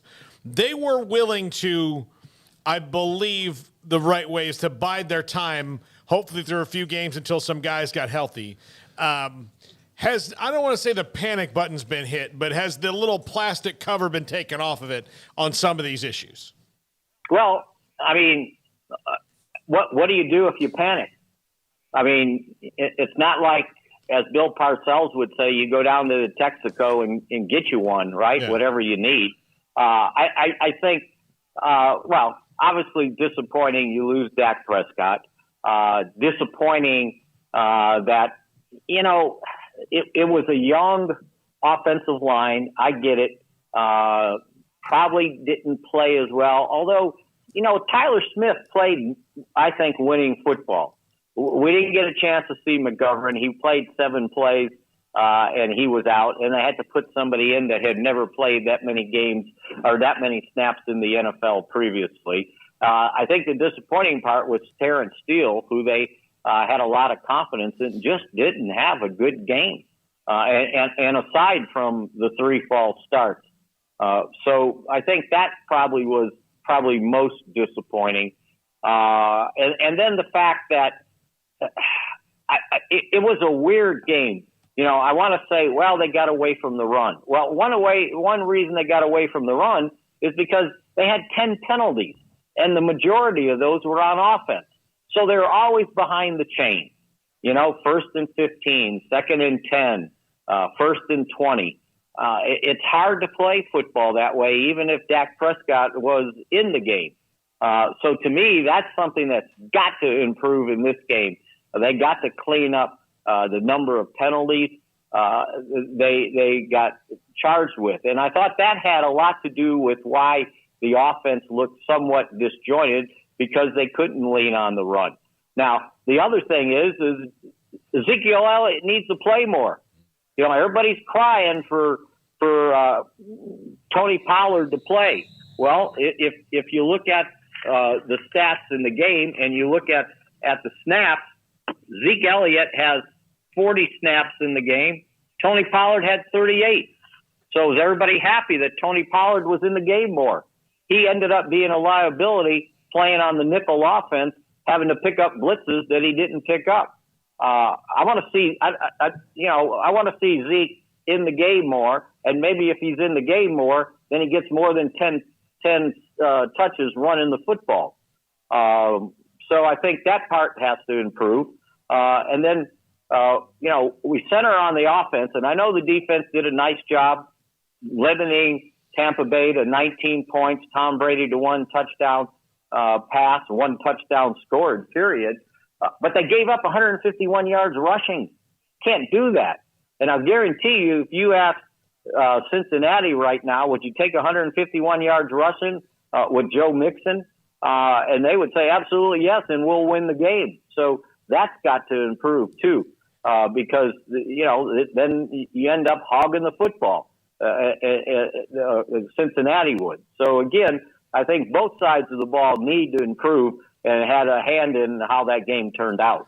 Mickey, you've already addressed the replacement part when it comes to Dak Prescott, but just knowing his journey and all that's come with Dak and his career and now to see another injury, just what were kind of your immediate thoughts when you saw him go down?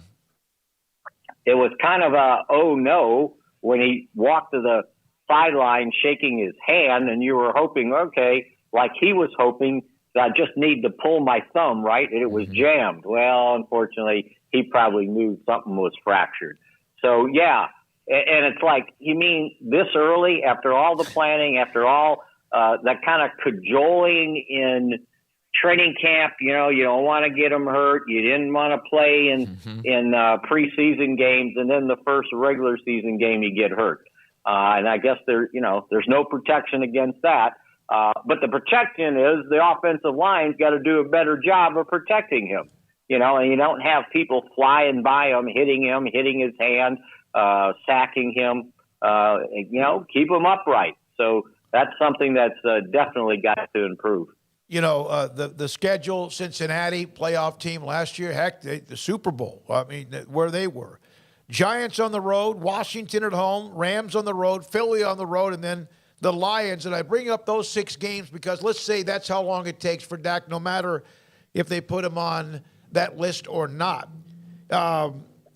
Is it something that could have been a worse schedule? That's pretty dicey. With who knows about these teams now in the East? Is Philadelphia better? Their defense gave up a lot of points. The Giants somehow won. Washington won against Jacksonville. Okay, but does it matter what 6 games he misses, or did they get a break here? No, I'm not sure they get a break because I think I'm trying to go over the teams that you said, but I think maybe Cincinnati and the Rams were the only teams to lose. Yeah, and is that right? You thought those would be the 2 best. Oh, Detroit got beat, but they put 35 points up, right? Yeah. So I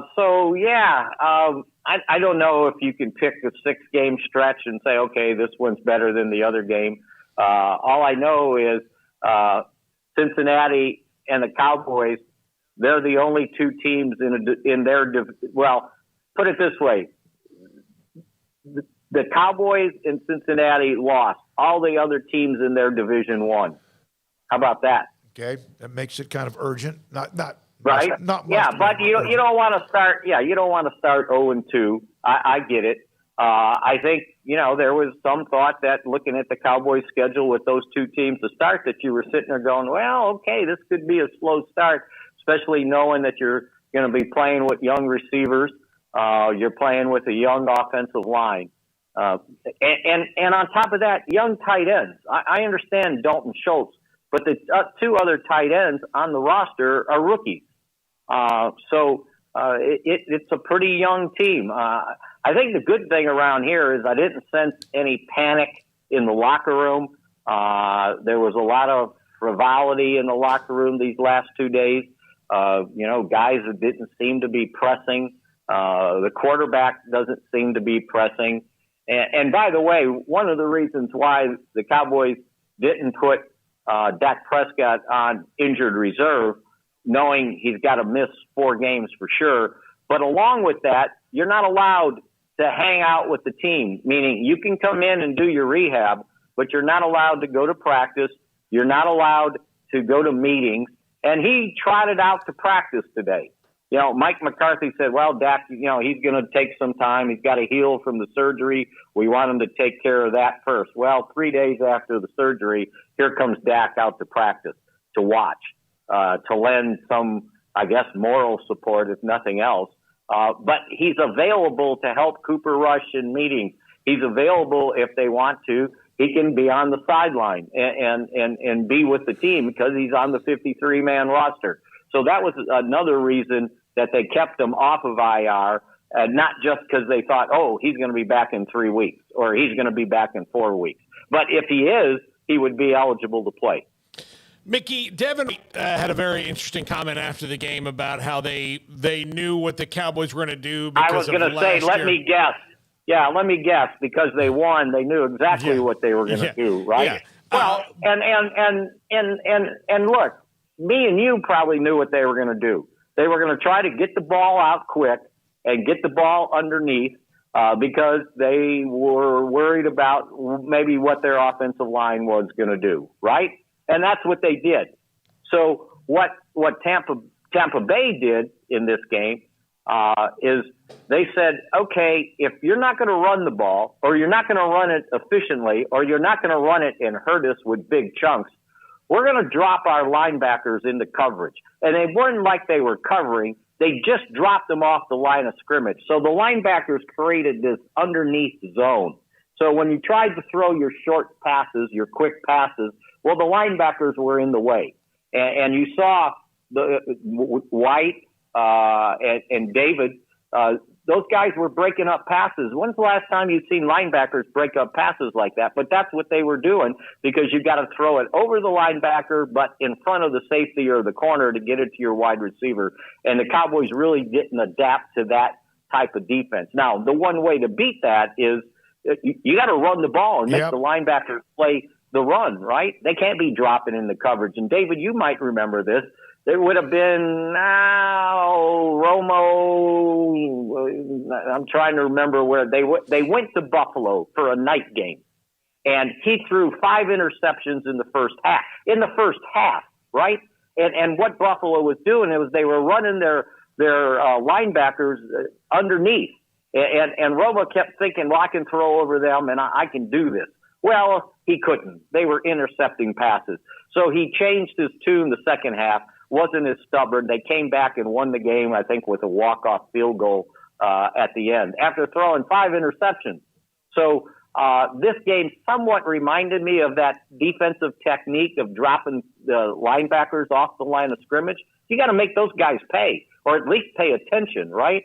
So I think that's one thing that now somebody else is going to say, okay, we got to do the same thing. Well, okay, fine, but you better run the football against them.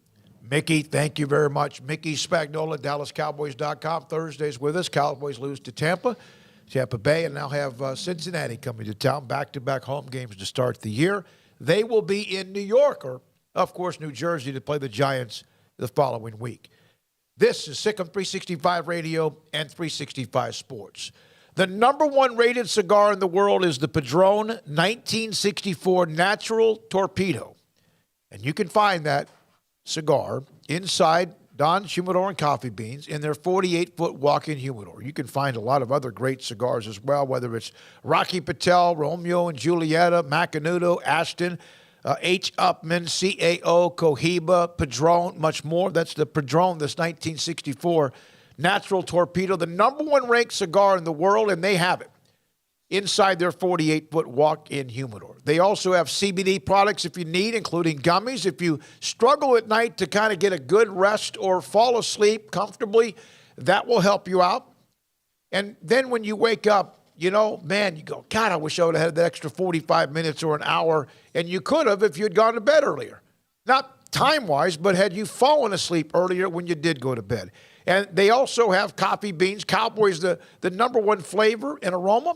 Cowboy, the coffee beans, they grind them for you if you want, in fact, as well. This is a place where you get the best in cigars, the best in accessories for cigars, humidors, cutters, lighters, and more, CBD products, and coffee beans in the Town West Shopping Center off Valley Mills in Waco. We're fighting hard at Pickup Outfitters in our battle to end truck nudity. But it's not just about putting an outfit on a naked truck, it's about making sure you have the very best customer service. So we offer the Pickup Outfitters Lifetime Installation Guarantee. Over time, sometimes your outfit needs a little tune-up, maybe some tightening, adjusting, whatever. If you outfitted your truck at Pickup Outfitters, that tune-up is absolutely no charge for the remainder of the time you own that truck. We also offer free warranty assistance.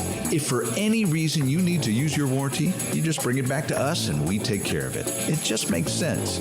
I mean, operating without a promise like that would be like offering customer service in the nude. And if you've seen our staff, trust me, you don't want that. So do your part to end truck nudity by outfitting your truck, Jeep, SUV, or van at Pickup Outfitters, 220 Lake Air Drive in Waco, where we promise to serve you fully clothed. Check out our website, createacommotion.com. How did Edward Jones become one of the biggest financial service companies in the world? By not acting that way. Financial strategies, one-on-one advice, it's a big difference. And that's why Brad Wilson, your Edward Jones financial advisor, makes sense of investing. Experience the difference for yourself. Brad Wilson, 250 Sharon Drive in Woodway, 254-776-4337. Edward Jones, member SIPC. At Ideal MRI, we feel blessed to be a part of the Waco community. We're a small family business right here in Central Texas, and our goal is to bring down the cost of healthcare while maintaining high quality. At times like this, the cost of healthcare has never been more important, and unfortunately, significant illnesses and injuries still occur. That's why Ideal MRI is open and here to serve you through the difficult time. We offer premium MRIs just like a hospital with state-of-the-art technology and specialists, but you'll pay less. Sometimes thousands of dollars less, whether you're using insurance or not. At Ideal MRI, we accept most insurance and there are no hidden costs, even offering financing if that's needed. Everything included in the price, and you'll not get something as a surprise in the mail later on. If you need an MRI, ask your doctor about Ideal MRI. They'll know. You can schedule an appointment safely from home online in minutes at idealmri.com or give us a call, 833-IDEAL-MRI, idealmri.com.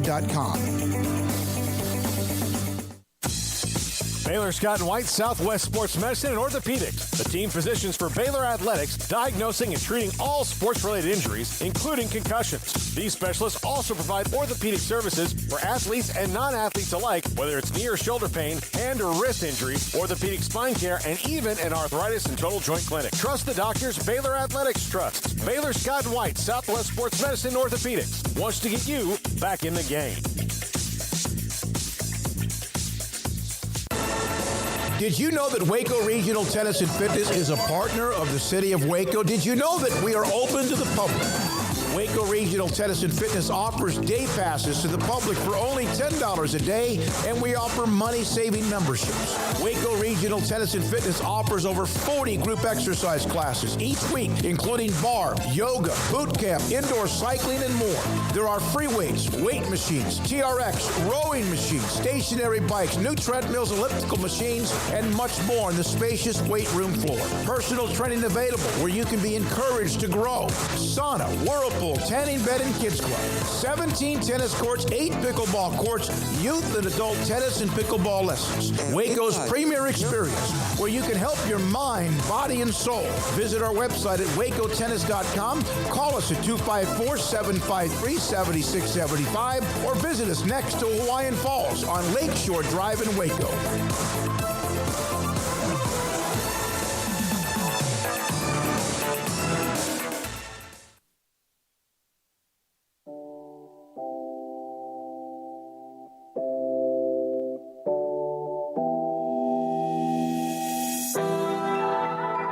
Welcome back to Sikkim 365 Radio. It's time for Craig Smoak's Off the Radar. Brought to you by Pickup Outfitters. Since 1997, we've been outfitting trucks, SUVs, and vans at 220 Lake Air Drive or createacommotion.com. All right, welcome into Off the Radar. Taking a look at a grab bag of stories that are outside our normal talking points or just things that otherwise we wouldn't be discussing very much, if at all. And going to start off today with a couple of Baylor NFL notes. Just a week to two ago, we had the massive wave of cuts, everybody trimming down to 53-man rosters. I had a big piece for the Baylor fans listening over on Sikkim365.com about where everybody sort of was after that 53-man cut down. And there were certainly, a number of guys that got waived and a number of guys who got waived and then bounced back and signed on other teams and guys that signed on practice squads, but did get a couple of updates earlier this week. Henry Black, now on the Colts practice squad, former Baylor defensive back. He's bounced around a little bit in the NFL so far. But Corey Coleman also signing to the Chiefs practice squad this week. So he was with them. Wasn't he there? Yeah, he was at them earlier, right, in the offseason? He was with them. He got cut, and then, he got on the waivers and got picked up by the Chiefs once again. So he is back on the practice squad there.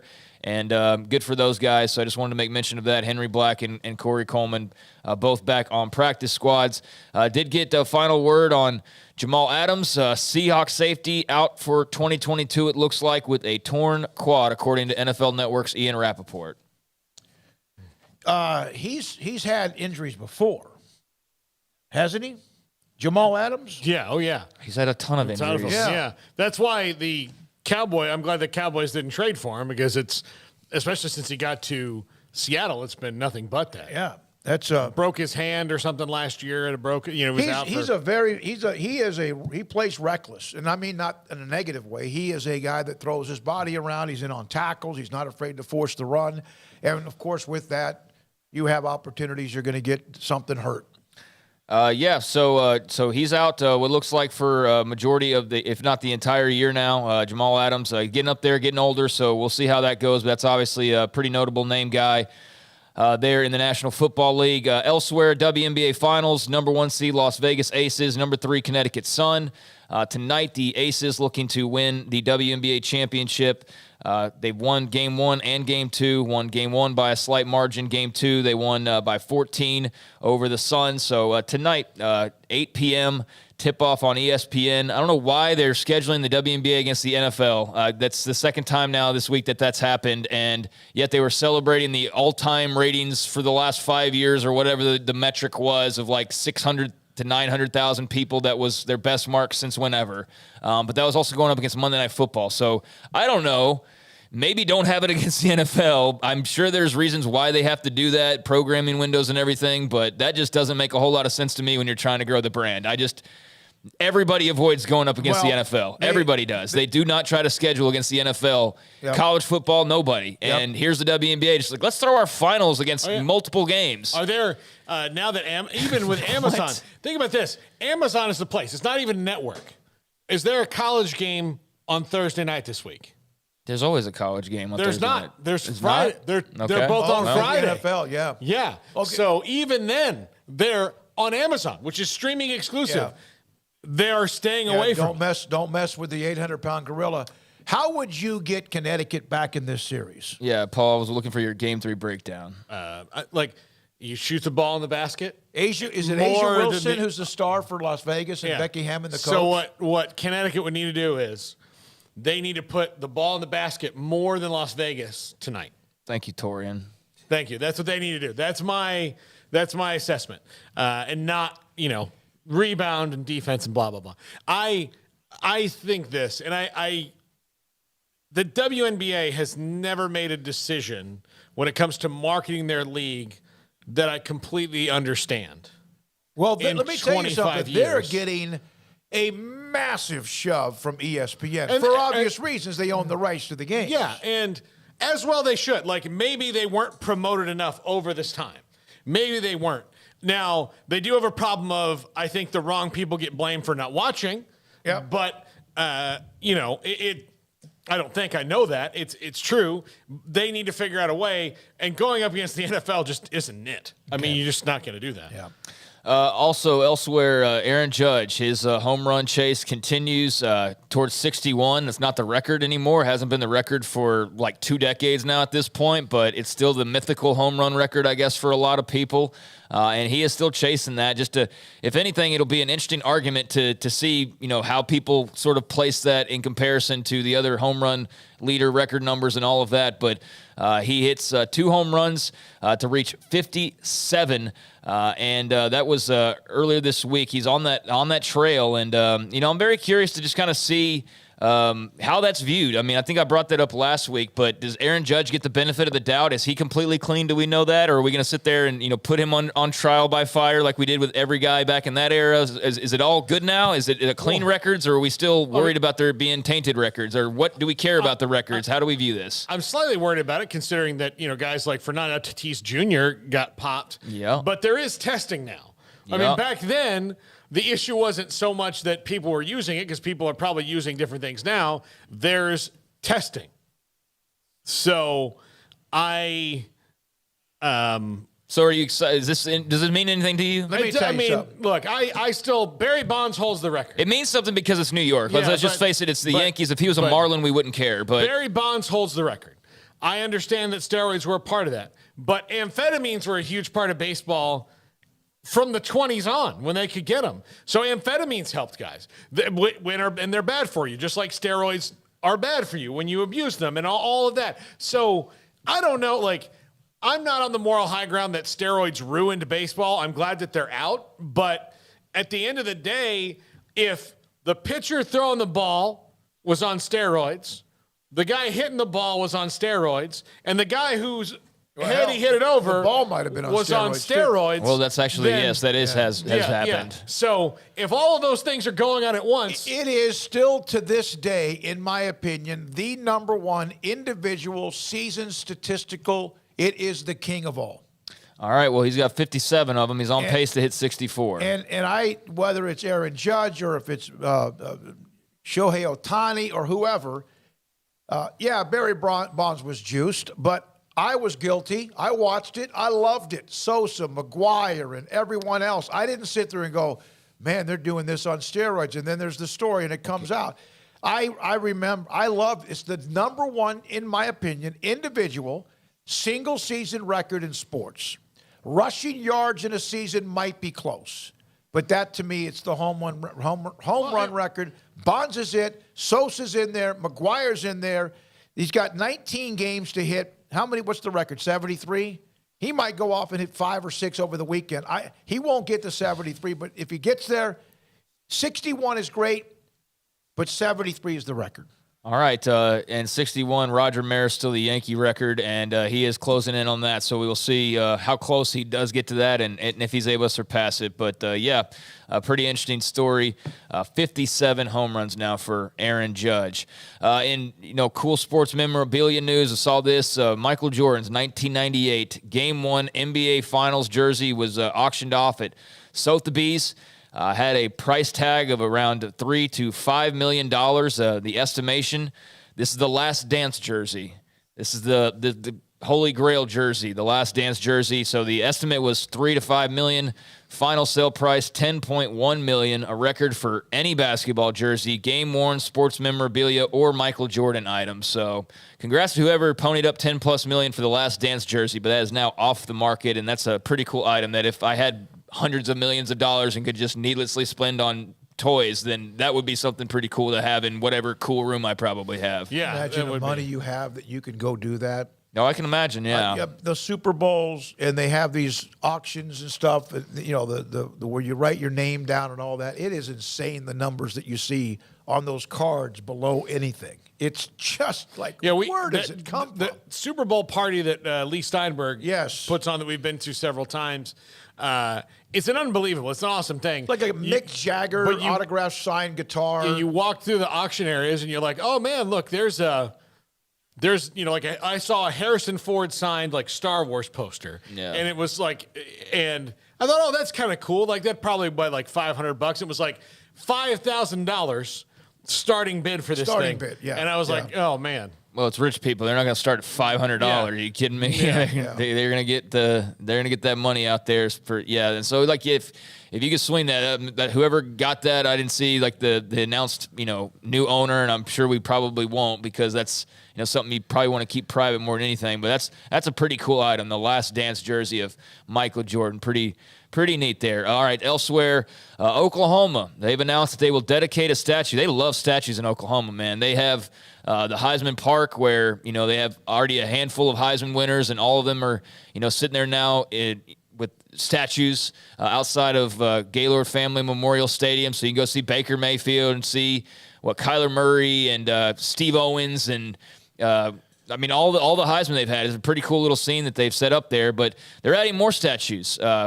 Oklahoma dedicating a statue honoring the Selman brothers, Lucius, Dewey, and Leroy Selman. They will dedicate that on September 24th before the K-State game. So the Selman brothers getting the statue treatment at Oklahoma. Listen, I love the Selman brothers, even though they battered Nebraska in the 70s. Leroy was an incredible player at all the levels. Lucius and Dewey, I like them. You could make. Why are they getting a statue? There's got to be. You have the Hall of Fame. You have retired jerseys. I don't know if they do that at OU. I'm not saying, but what are the reasons for the statue? I don't have an answer to that. I probably to honor 3 of the greatest players they've ever had in history. I'm trying to look now to see if there's any reason particularly why. Leroy was one of the greatest, and the other guys were good. But there's not a statue for Mike Pruitt, or Greg Pruitt, excuse me, or Jack Mildren. Maybe there is. or Billy Sims obviously is a Heisman winner. This is the second. It's great if somebody asks you to be a part. That's good. This is the second most. I don't know. You just kind of just poo-pooed all over it for me now. It's like, why are they getting a statue? No, I don't understand. Hey, look, for Leroy Selman, this is the second coolest thing that's ever happened to him. He has a whole highway named after him in Tampa. He does. I'm just curious. I don't know. And rest in peace to Leroy Selman. I did eat at his restaurant in Tampa a few years ago. It was pretty damn good. Yeah, really good. They are going to be dedicated. That obviously he will not be a part of it, having passed several years ago. But that's cool for those who like statues, and I'm sure part of it is just a marketing thing, is to honor some of the guys from years past, and not just the Heisman winners. But that will be going down before the K-State game. Well, I mean, I would think why all three brothers and not just Leroy is that like it all had an impact. It's the Selman brothers. That's what it was. Are huge, yeah. And also, like you know Earl Campbell very well, Smokey. He's a very dear friend of yours, and like he said with the stadium, he wanted. It meant something to him for his family to be able to enjoy it. For probably the Selman family, it's probably, if it's all of us, it's got to be all of us for that it means something. I don't know. It's probably different, but it's a cool thing. I could have asked that a little bit better. No, it's fine. It's we don't need to bog down on this, but. Yeah, they're getting. I don't know why they're getting statues. They had great careers. They're getting statues. That's happening before the K-State game. Selman cool. should get the statue. I don't think that they know who she is. You're a modern Oklahoma fan. I don't know that she's probably alive at this point. I'm not sure about that. But, whoever's available, I'm sure will be there at that dedication. Just a big statue of their DNA. Yeah. Yeah. Well, the whole OU DNA thing, they already have the logo for that if they wanted to do that. All right, moving on. Tonight in the NFL, we have some Amazon action, as we talked about with Bob Thompson, Chargers and Chiefs on Thursday Night Football. So, a heck of a game. Patrick Mahomes obviously had a big weekend last weekend. He was all the rage. Everybody's talking about just his greatness and how, really and arguably he's the best player in the entire league. But Justin Herbert, a fun player to watch in his own right. So Chargers and Chiefs, and this has all the makings of a great rivalry moving over forward the next few years with these two young quarterbacks and plenty of young stars besides that. But looking forward to seeing that, and looking forward, I don't know about y'all, to seeing how Amazon Prime handles this much ballyhoo talked about and built up broadcast that even network executives like Bob Thompson are, going to be keyed in on, just to see kind of how they handle everything. He was talking about the production part of it. I think that's critical. And remember, buffering and things that go with online. And with I think it'll be fine. I'm sure the production will be great. It's just all it is online. It's what we do with YouTube. And, you can still have beautiful cameras and all the other things. But, that they have to make that almost flawless. By the way, all the Selmans at one point were an All-American. So that note to that. Yeah, and elsewhere in tennis, Roger Federer, 41 years old, retiring after next week's Laver Cup. One of the greatest of all time, one of the best to ever do it. Just going to be done with overall competition, called it a bittersweet decision. Said he'll miss everything the tour has given him, but he has a lot to celebrate and considers himself one of the most fortunate people on earth. He's got the record for most weeks ranked consecutively, number one in the ATP, 237 consecutive weeks, which lasted nearly 4 full years, longest streak in tennis history, oldest player ever ranked at number one, won 82% of his singles matches, 103 career titles, his second all-time, 20 Grand Slam singles titles, is only behind Djokovic and Nadal, who have 21 and 22. So just, 1 and 2 more than he does, and on and on and on. But one of the best to ever do it, no doubt. Roger Federer is going to be taking off from the tour and enjoying some retirement from tennis. So perhaps the best men's player, and that's debatable, and the best women's player ever, and that's debatable, because there's a list of maybe on your hand for each one. Both retire within about 30 days. Yeah. I don't think it's Serena's retired. I don't think she's totally retired. You think that's like a? I just saw a story the other day. It was like a Gronk thing. Yeah, basically. Yeah, okay. I think it's basically a Gronk thing, and I wouldn't be surprised at all to see her playing at some point. Like not like in the next month or anything, but I don't think that it's necessarily all the way shut. No. Yeah. I think Federer's done. I think the way I think Federer's done. He didn't make there was no like goodbye tour or anything like that. Good for him. But we do have. This is a great era for tennis. It's unfortunate for American tennis fans that none of these three guys that are in the upper echelon of the all-time greats are Americans. So that we've maybe lost a little bit of our interest. Sampras probably has the most Grand Slam titles among the Americans. Correct? Yeah. okay. Yeah, he does. And you always wonder, like when Pete Sampras was so great when he retired, you were going to see another guy like that. We saw 3 of them. They're probably, Yeah, it's almost like when there was no Triple Crown forever and ever and ever, then all of a sudden there was a rash of them in horse racing. Yeah, and I guess she was on some show the other day, and she was asked about it, and she started talking about how Tom Brady had an interesting trend or set an interesting trend. So that's where I'm coming from with that. And I really, she obviously has a huge fan base, but like with Brady, like with, I guess I'm trying to think of another example of somebody kind of dipped in and dipped out. Too many boxers. Too many boxers. Gronk is doing it. Like it's like Gronk, I get it because he's never really done like the full blown retirement thing, and not that Serena did either. It seems like the TV networks kind of almost forced that in so many ways. Although she obviously led them to that.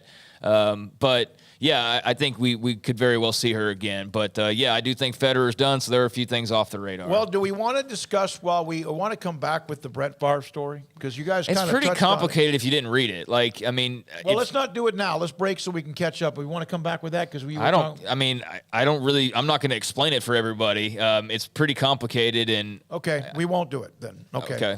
All right. Coming up at 5:30, Jennifer Smoak. It was a very difficult opening week of the Fantasy Football League season for her, so we'll have her, Craig Smoak's Off the Radar, every Thursday at 4:45, Tuesday and Thursday, brought to you by Pickup Outfitters. This, Sikkim 365 Radio and 365 Sports. Pioneer Steel and Pipe. They have this building that is so close to opening. I traded a text message with Braden Embry. And he said, there's some slowdown with some of the distribution of certain things that they need to still be able to officially and have everything inspected and everything checked, all the boxes, opening up this brand new, beautiful facility that they have built and are so close to doing as far as in business with in Waco. They have a location right now in Waco and also Bryan. They're open Saturdays from 8 until noon if you can't get there throughout the week. They will deliver whatever product you need and unload it for you as well. When you're talking metal, pipe, and steel, it's heavy, bulky, it's a lot. Metal buildings or whatever you're building, they can do that. Commercial or real estate, they can do that. And since 1943, they have been in business and they have weathered all of whatever financial, economic, whatever you want to talk about storms, and here they are. Getting bigger, better, faster, stronger. Customer service, it is a slogan. It is their mascot, basically. It is their mission statement for you when you walk through the door and also come back. 1943, pioneerboys.com. Looking for an SUV designed for every adventure? We've got exactly what you need at Allen Samuels in Waco. Stop in today to get your new 2022 Wagoneer. Save big on Series 2 and 3 and get the low APR of 2.9% for 72 months. Plus, you receive $3,500 Conquest bonus cash. Plus, first responders receive an extra $500 off. Drive away in the original American Premium SUV from Allen Samuels in Waco. Come by. Let's be friends. Hey, this is Bryce Petty, former starting quarterback and two-time Big 12 champion, and I know firsthand the importance of being in top shape both on and off the field. So listen up, men. If you're feeling beat down day in and day out and looking for that high-performance edge that separates the men from the boys, then look no further than the Petty Clinic Low T in Waco. Petty Clinic is a comprehensive men's healthcare clinic with an atmosphere catering to men. Board-certified Dr. Kent Petty has a special interest in offering the highest quality medical care to men of all ages. Some of the services offered include screening and treatment for low testosterone or thyroid, infertility, high blood pressure, diabetes, high cholesterol, sleep apnea, while offering comprehensive wellness exams and complete men's health lab panels. High performance men, remember, it's not just a Petty thing. This is Bryce Petty, encouraging you to reach out and Google search Petty Clinic Low T or go to pettycliniclowt.com and get your complimentary lab screening today. Do you or your kids get nervous about going to the dentist? Stonewood Dental, Dr. Steve Childress, he can help. I've spent a career taking care of patients who as children had bad experiences, and now they're adults that hate going to the dentist. If I get a kid at 3 years old and they come every 6 months and it's a happy experience, it's normal for them. Now they have an accident at 6 or 7 or 8 at school. Now they have a broken tooth or a trauma, and they have to come here. They're used to lights, they're used to water in their mouth, they're used to experience, they already trust us. It's amazing what we can do with that kid without it being a negative thing. But if I see a 6 or 7 or 8 year old that's never been to the dentist, and now they have a trauma or an unfortunate unexpected toothache, it's harder to do that for that kid and it not be somewhat of a negative experience. So bottom line is I try to teach kids and adults and teenagers and everybody the way I'd want my family treated, which is where it's a necessary part of life. You just take care of it. It doesn't have to be that big a deal. Learn more, stonewood-dental.com. Parenting is full of surprises. You never know what to expect. So after our son was born, I called my Texas Farm Bureau insurance agent to set up a life insurance policy in case something happened to me. Sawyer is now 2. And we'll soon have a sister. There's no one else I would trust with protecting my family. Stop by and see our agents at one of our 3 McLennan County locations. Coverage and discounts are subject to qualifications and policy terms and may vary by situation.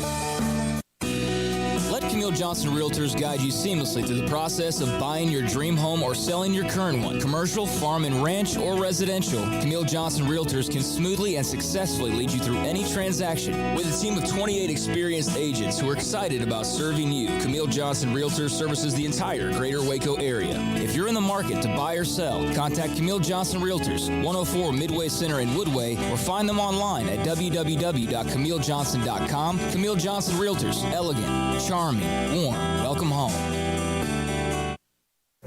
Stepping into a new pair of boots is great, but stepping into the boots of a U.S. Army officer can also add confidence and leadership skills to your son or daughter's career path. There are more than 150 occupational specialties to help them find the best fit for their future. See all the things your son or daughter can achieve in our boots at GoArmy.com. U.S. Army Waco Recruiting Company, 254-598-8131 or 254-776-1543. Welcome back to Sikkim 365 Radio. First and goal at the Texas A&M 4. Robinson in motion. Marshall up the gut. Touchdown, Appalachian State. The 5 o'clock hour is brought to you by Edward Jones and financial advisor Cam Heathcott. Edward Jones, making sense of investing. Now here's David Smoak, Paul Catalina, and Craig Smoak. Tonight, 10:30, Sports Tonight on the CW channel. What we have done today and the condensed version of the best parts of it. We hope that there have been many for you who watch us or listen to us, Sikkim 365 Radio and also 365 Sports. And Saturday's pregame, 9 o'clock is our start time. Baylor and Texas State, 9 o'clock is our start time.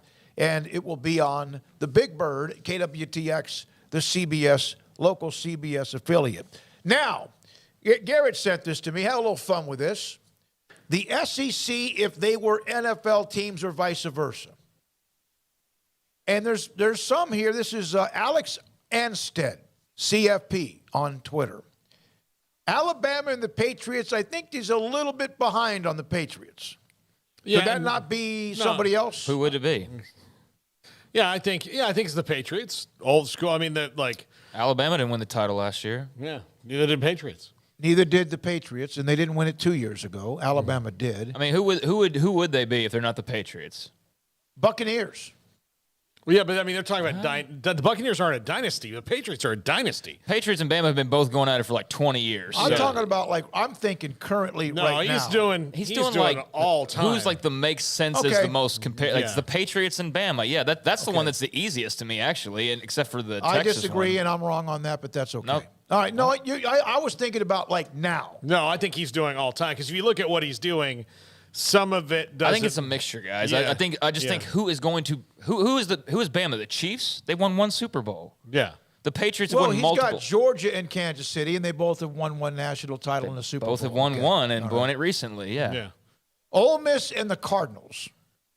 Sometimes they're fun, but most of the time, nothing to talk about. They're competitive and they're fun at times, but they're not good enough to win a Super Bowl. Arkansas and the Bills. This one I don't get unless you're talking about that Arkansas came close to winning national championships a long time ago and didn't. Like 69 against Texas. Yeah. I don't think it's so much about titles. I think it's just kind of like where they are in the grand scheme of things. Well, that's what I said at the beginning, and you guys disagreed with me. Well, Craig thinks it's more of a hodgepodge. Yeah, I think it's a mixture of kind of where we are. But, the Arkansas is an up-and-coming team. Like, the Bills are an up-and-coming team. They're flirting with trying to win championships. Like, the Bills are trying to win championships. I got strong arm quarterback. I think that one's just kind of a contender's spot right there. Mississippi State and the Steelers. This one I don't understand. I can't make a reasonable comparison with these. Yeah. Do you have one for this, Garrett? No, I don't. Not with Mississippi State. They're definitely not the Steelers. Yeah. It's like do you see where I'm coming from with Bama and the Patriots, though? No, like, it's exactly. Yeah, it's the body of work. Yeah. But yeah, I don't know Mississippi State and the Steelers. I don't know if that's like a defensive thing. Like there's 30 teams they could have chosen from here, right? 32 teams. I mean, in the NFL. I would say that Mississippi State is more like Jack. They're an entertaining mess. Okay. Okay. That there makes we sense. go. Thank you. Does Mississippi State wear black Air Forces?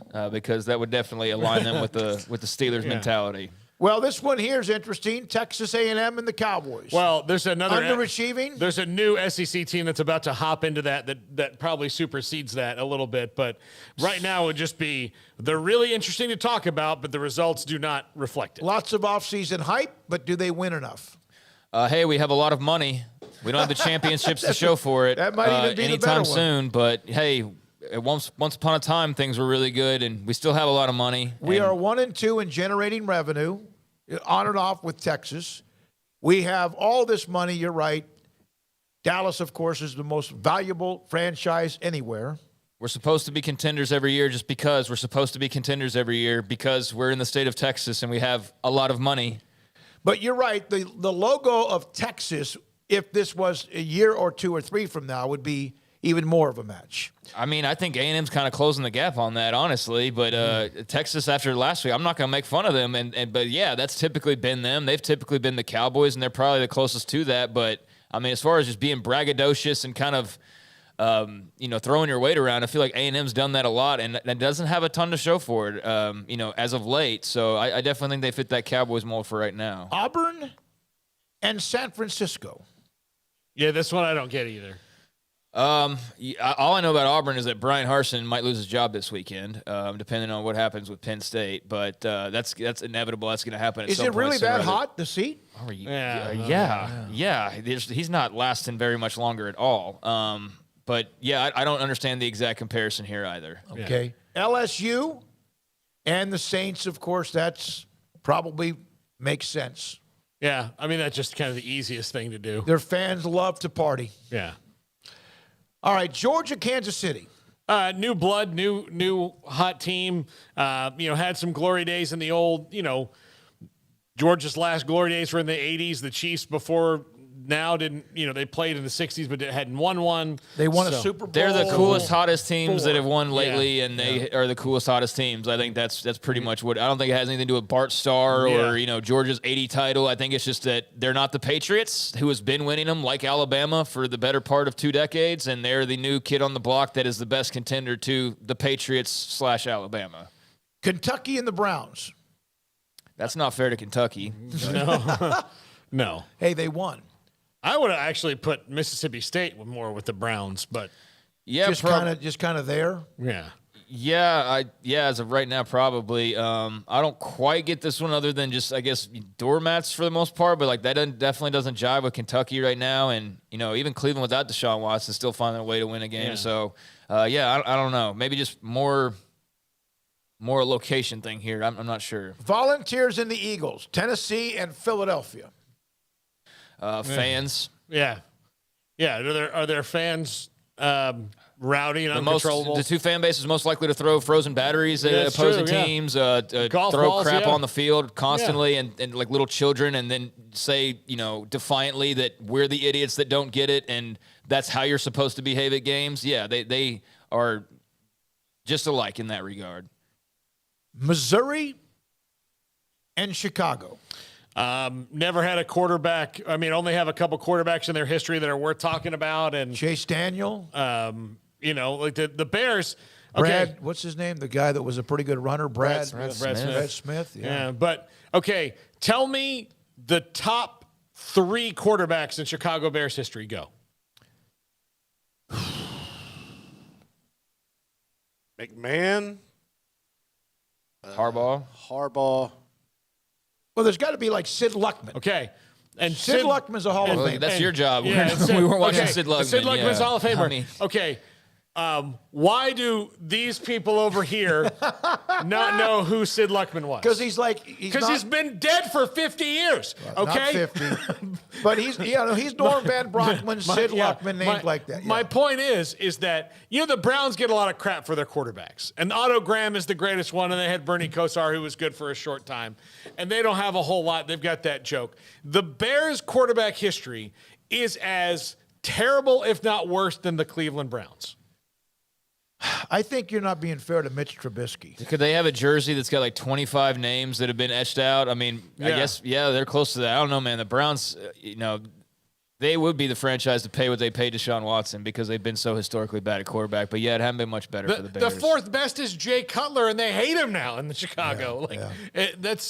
It's really weird there. Rex Grossman's probably the fifth. Rex Grossman. Yeah, there's a guy, there was another quarterback named Ryan that was pretty good in the 60s. But, again, not a household name. Yeah. South Carolina and the Commanders of whatever Washington football franchise. They're called the Washington Commanders. Yeah. Come on. Yeah, just a boring mess right now. I mean, I guess the Commanders, you take all the off-the-field front office stuff away, they're pretty boring when it comes to the actual product on the field the last few years. You both had Steve Spurrier. That's about it. Stop. Yeah. Hey, we've got a quarterback now. Oh, wait, we still don't. Never mind. No matter what, we still don't have a quarterback. Spencer Rattler's fine, but, man, his flaws just don't go away. And but his arm's still strong. You know what? He's going against Georgia this weekend. Yeah, that'll be an interesting chess match of how many times he tries to bite off more than he can chew. Florida and Green Bay. Successful, small town team. I mean, like Gainesville's probably not. I don't know if it's the smallest town on this list, but it's. I mean, Starkville's smaller, but it's got that same kind of thing where in Green Bay, the only thing in Green Bay is the Packers, right? In Gainesville, the only thing that's there is the University of Florida. That's it. They've got success. The stadium is a very tough place to play no matter what, is going on there. Very loyal fans. I don't know what the Wisconsin equivalent of jean shorts is because it's probably too cold most of the year to wear them. I think it's probably just jean shorts, actually. People in Wisconsin. Overalls. They're overalls. So, I think that one's pretty good. All right. Vanderbilt and the New York Jets. That's the Brown spot to me. Yeah. I think they're more Vanderbilt, but the Jets are basically a laughing stock. So I think that's where, the bottom rung, basically. I guess that's what he considers the Jets to be. For me, basically my entire life, it's been the Cleveland Browns. And to some extent, maybe another team, waddles in there and stakes a claim for a year or two, but it's pretty much always been the Browns. Yeah, I guess that's just more of the bottom of the barrel choice right there. To add Oklahoma and Texas, if you wanted to, into these teams, we already have discussed like the Cowboys and UT, but A&M right now probably does fit that. Who would Oklahoma match up with in the NFL? I was actually thinking about Texas. I was thinking with Texas, if you wanted to make them the Cowboys, you make A&M the Commanders. Yeah. But for Oklahoma, Seattle. Maybe. I mean, running game, defense. No, I don't think we get that technical in the X's and O's. Is Oklahoma has been really good for 22 consecutive. Baltimore. I mean, I'd say they're more like Baltimore or Green Bay. Yeah, Baltimore, where the personnel's always good. They win occasionally, but it's stretched out.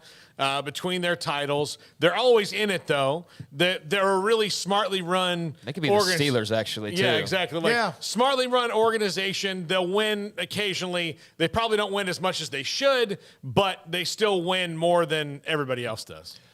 All right, that was fun. Garrett, thank you very much. Coming up next, Jennifer Smoak, Fantasy Football League Guru. Sikkim 365 Radio and 365 Sports. Pickup Outfitters for 25 years. They have been fighting, as Jay Ehret says, truck nudity.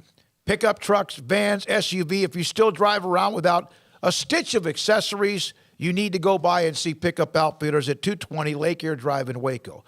You want a cover for your bed, for your truck, you have them there. They have covers from all of the manufacturers, the major names, folding, retractable, rolling. Have them all. Stop by the showroom to check out the displays and pick the right bed to cover up your truck. Deer season can be rough on your truck. You want to protect it, don't you? Yeah, you do. What better way to end full frontal truck nudity than a new front grill guard or bull bar? Pickup Outfitters of Waco offers a complete line of grill guards, bull bars, and bumper guards. Pickup Outfitters, your pickup truck, SUV, and also your car, accessories. What do you want to protect it with? What do you need for a bumper, grill guard, or more? 220 Lake Air Drive in Waco. With so many companies and policies out there, it gets so confusing shopping for insurance, and I never know if I'm getting the policy that's right for me. Luckily, I met the team at the Niche Group Insurance Agency. With the Niche Group, you can go to one company and get access to coverage options from many insurance carriers, and you get to speak to a real person about your specific coverage needs. With the Niche Group, I know I'm getting the right coverage at the right price. If you need insurance, talk to the experts at the Niche Group at 1-800-258-8302. TFNB Your Bank for Life is the official local bank of Baylor Athletics. Find out why more Central Texas are making TFNB their bank for life. Sign up for our Edge checking and savings accounts to earn interest or cash back. With 5 convenient locations and an award-winning mobile app, banking has never been easier. TFNB Your Bank for Life. Member FDIC. Hi, I'm Mark Stewart with Bird Colgan Ford. It's that time of year. It's football season, and BK Ford is a proud supporter of the best high school football teams in Texas, right here in Central Texas. BK Ford is proud to sell the #1 truck in Texas, the F-Series truck, led by our leading rusher, the F-150, 45 years in a row. Lock in your best price and rate today by custom ordering your new F-150 at BK Ford. Simple, easy, trusted. Experience better at Bird Colgan Ford.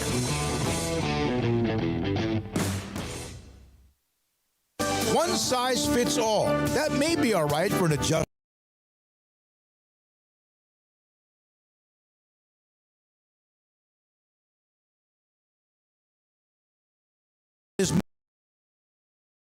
That's why he takes the time to understand your needs, knowing you. That's how Edward Jones makes sense of investing. Ben Erlinson, 100 North 6th Street in Waco, 254-759-8533. Edward Jones, member SIPC.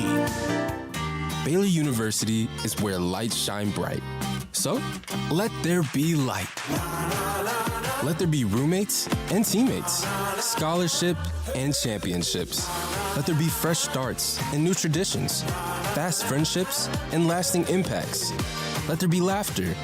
Let there be joy. Let there be light. Baylor University, where lights shine bright.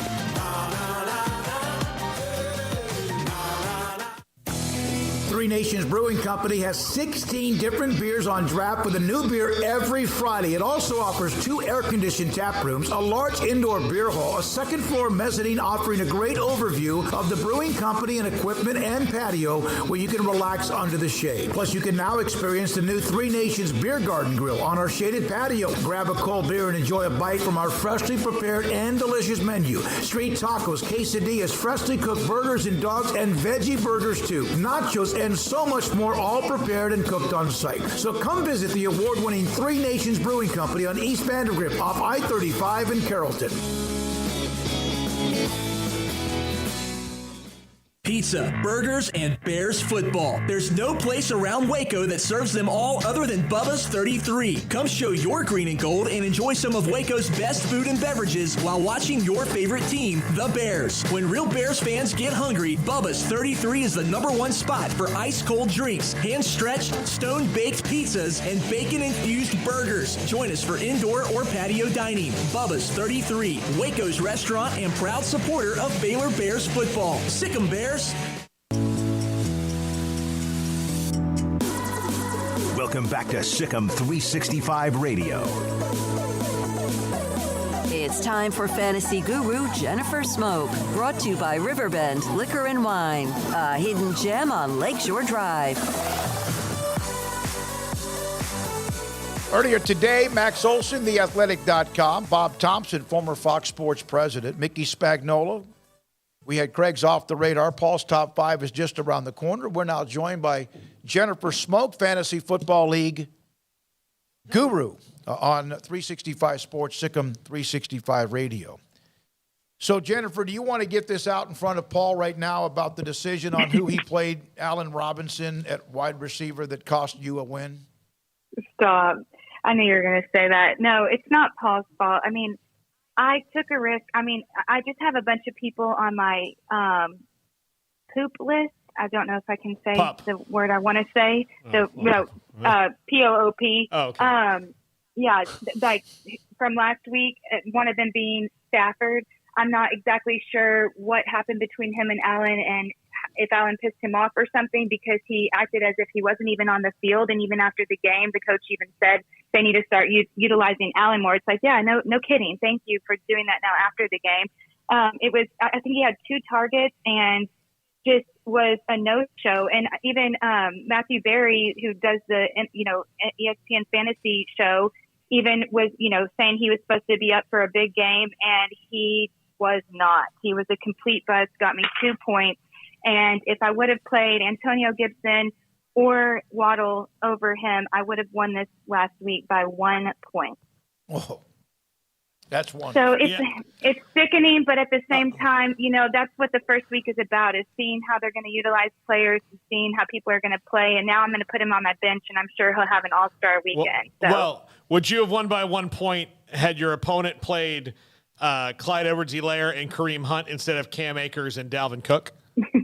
No, I wouldn't. Okay. I wouldn't have. So here's the thing. That's my thing. I don't get mad if no matter what I did, the opponent, if they did the same thing and made the best roster, would have beat me. So are we going to start a Jennifer Smoak's poop list, one name a week? Yeah, it's Stafford. It's 100% Stafford this last week. I don't know what was going on. There were so many times that Allen was open, but yeah, like Paul said, it's one of those things that I have to not do that this year. I can't sit there and beat myself up about who I leave on the bench, because everyone could do that every week. And that's what fantasy is. It's about taking your chances, and you're always going to have regrets. But, sometimes your players don't show up. And like I said, I'll end up benching Allen now until I see more improvement. And, it's hard when you have someone like Cup on your team that you're constantly competing for targets with. And I'm not really sure why the other teams don't double team him, but, it is what it is. I just wanted to point out Matthew Berry no longer works for ESPN. Or NFL or wherever he works. And he works for NBC. NBC Sports. Okie dokie. But he does a fantasy football show. Yes, he does. I'm just giving you a hard time. So what did you like about your team this week?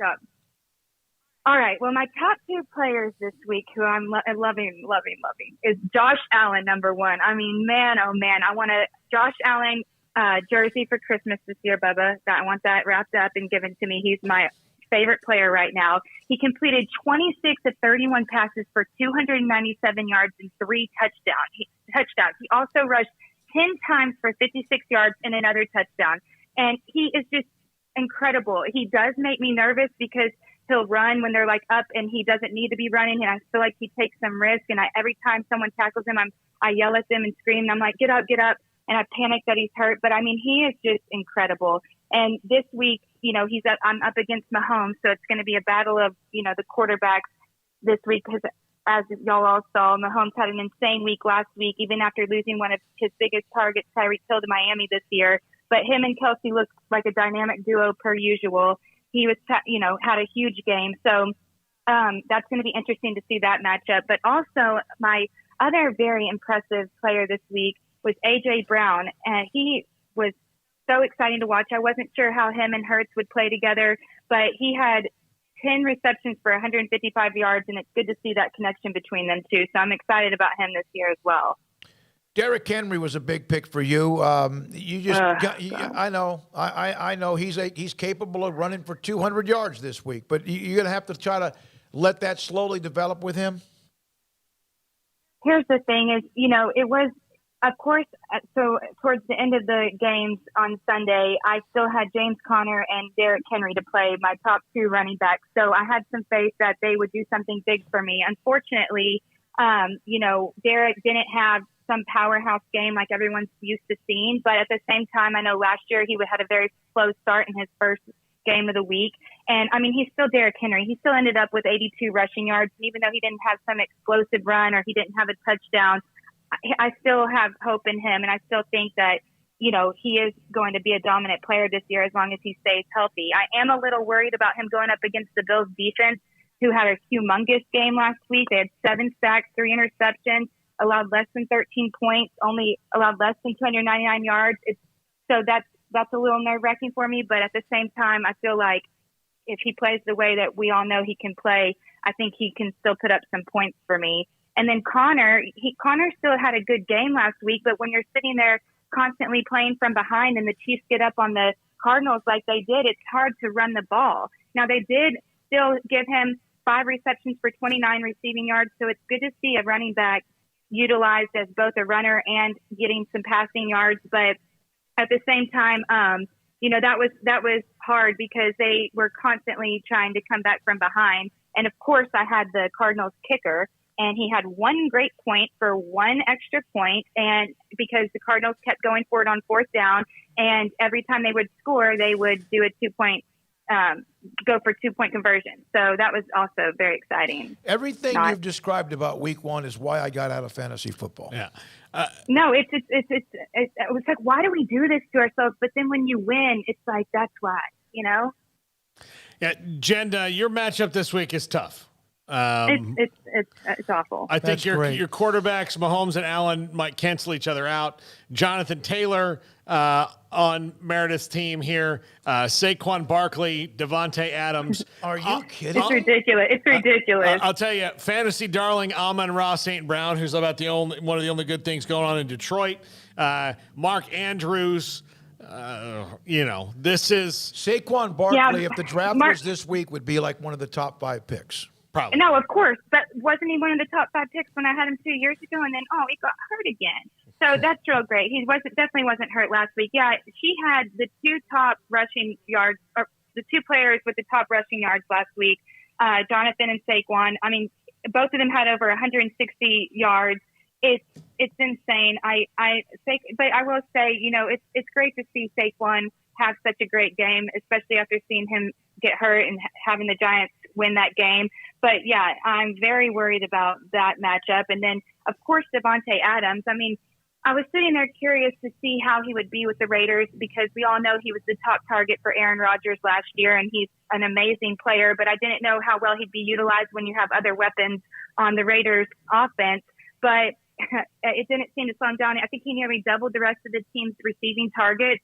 And he, looking at how the Cardinals defense played last week, I'm sure he'll demolish them this week too. So Mark Andrews had a quiet week last week, but also Lamar had a slow start, but I was playing Lamar and he sure didn't end up with a slow start. Yeah, so that 70-yard touchdown kind of put that opponent of yours in overdrive, didn't it? Yep, he had 3 touchdown passes, and that was Bateman's only 1 of 2 receptions last week, and yeah, that definitely put Lamar up on those scoreboards. So, all right. At this time last year, you were ready to sell everybody. You were ready to not continue the season. You're kind of like the Cowboys are now after the injury to Dak. You at least have a team. If you score those kind of points, you're going to be in this thing in the end. Exactly, and you can't look at it like Meredith had over 190 fantasy points last week. Her team just was explosive. But, I can't let that worry me, and I can't look at the projections. Last week I was projected to win, and here I am as a loser.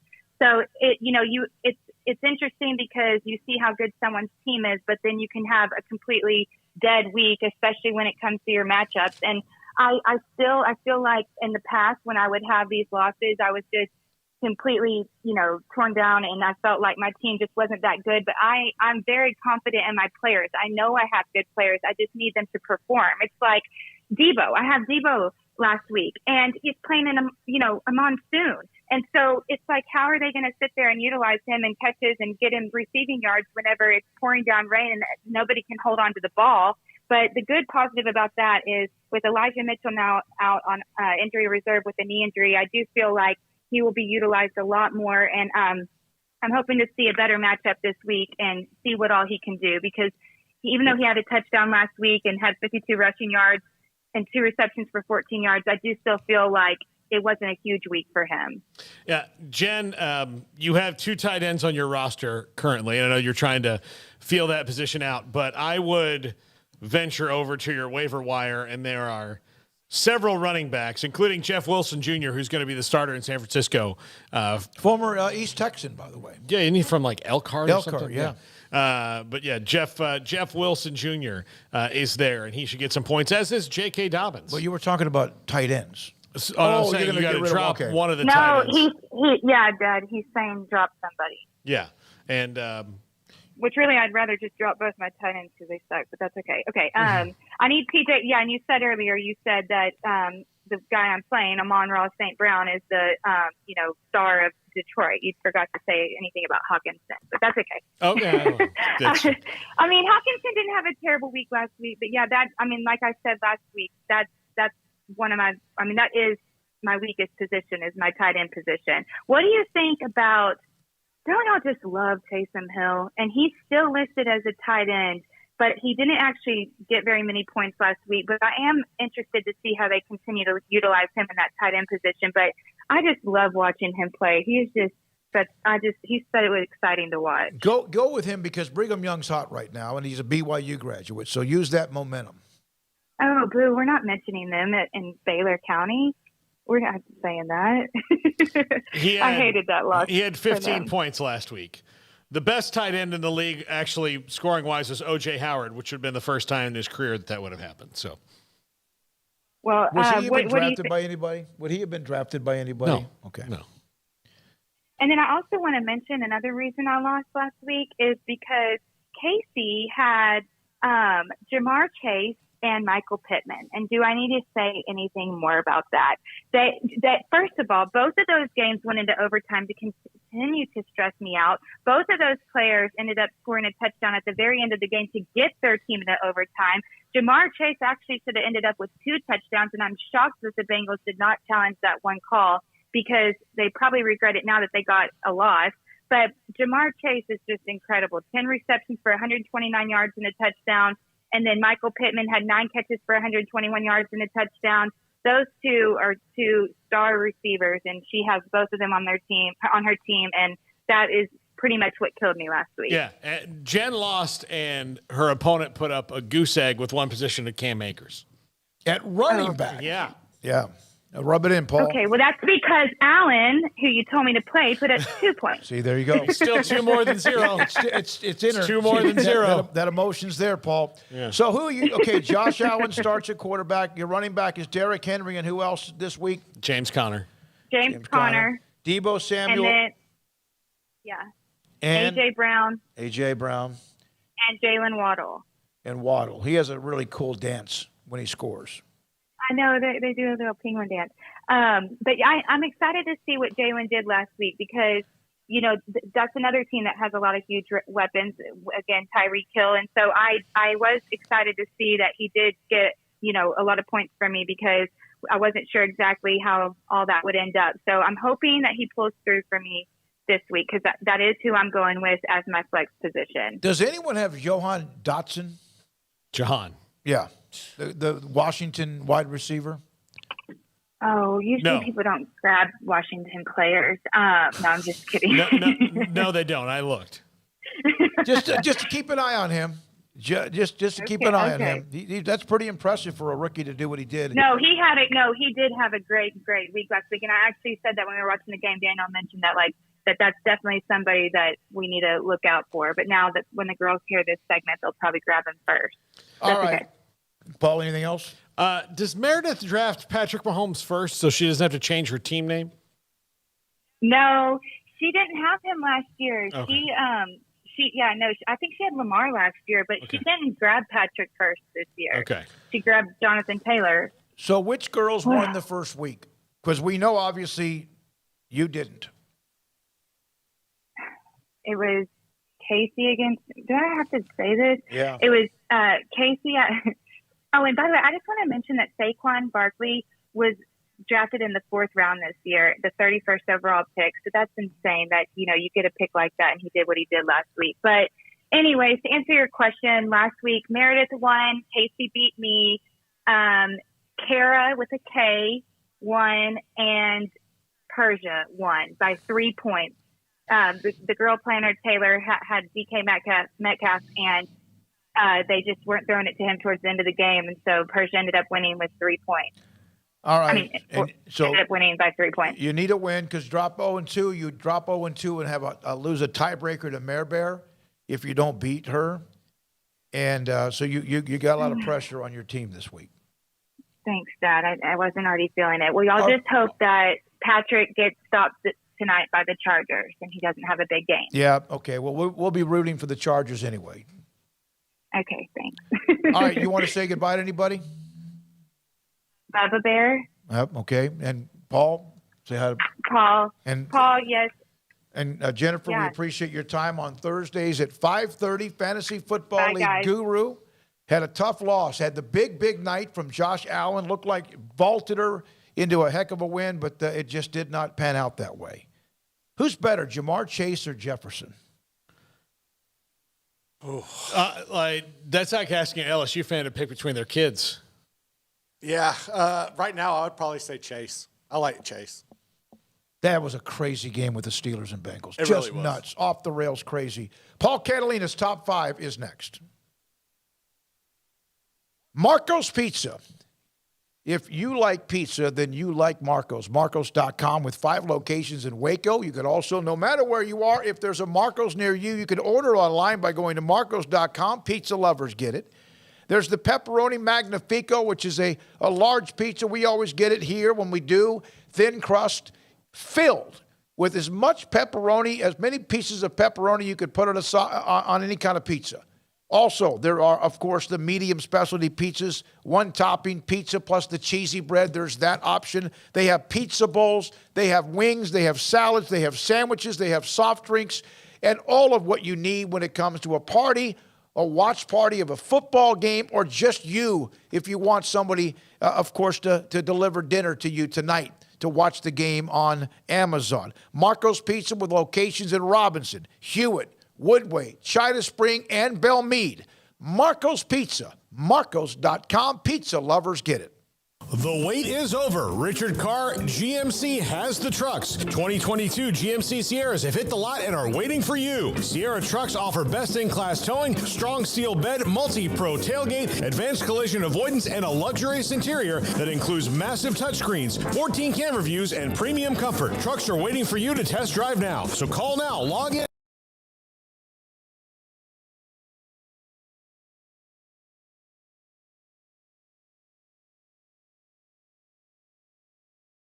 Officer can add confidence and leadership skills to your son or daughter's career path. See all the things they can achieve in our boots at GoArmy.com. U.S. Army Waco Recruiting Company, 254-598-8131 or 254-776-1543. It takes time to reach goals. It's a truth that applies to more than sports. It goes for your financial goals as well. You work hard for your money, and you deserve an investment strategy that lines up with your game plan. And Tom Albers, your Edward Jones financial advisor, can help. If your financial investments aren't putting forth the effort you desire, stop by today for a financial review. Tom Albers, 4301 Lakeshore Drive, 254-776-7605. Edward Jones, member SIPC. From the first workout to the last practice, sports is an incredible challenge. Hi, this is Dan Ingham with the First National Bank of Central Texas, and we're proud to support each athlete, every parent, and our educators. From families, small businesses, to the biggest industry, we're here to help. With remarkable products like First Free Checking, we've got banking ideas that fuel big dreams. The First National Bank of Central Texas. Familiar faces making local decisions. Member FDIC, Equal Housing Lender.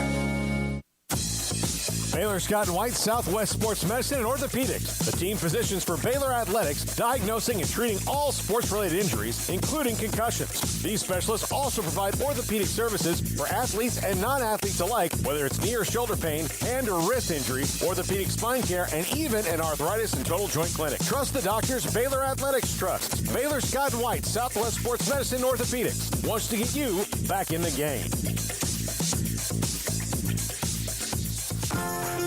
Automatic Chef Canteen is a full-service micro-market vending and office coffee provider with state-of-the-art vending equipment, a wide variety of products, and offering custom-fitted micro-market vending office coffee solutions for your employee break room.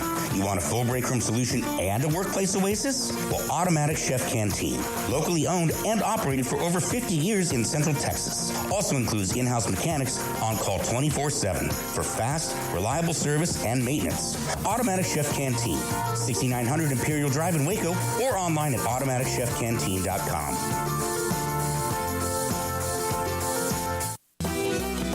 Shorty's Pizza Shack at 12th and Bagney is a homegrown, locally owned pizza place that's out of this world. Everything from the dough, the sauce, the sausage topping is made fresh in-house. Not to mention the amazing pizza pillows, the chicken wings are to die for. Try the Sikkim sauce, chili cheese fries or tots, plus great specials on food and drink every single day. Shorty's is also the perfect spot to watch the game with your friends. Shorty's Pizza Shack at 12th and Bagby. Tell them Paul sent you by.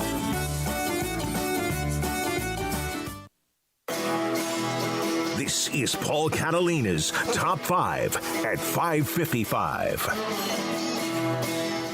Top 5 intriguing games in Week 3.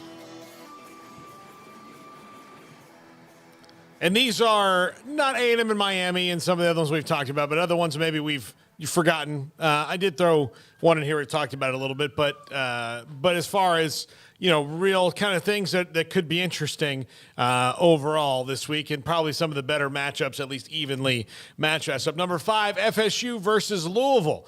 Louisville loses the game. Scott Satterfield is probably in the Scott Frost land. Fired? Yeah.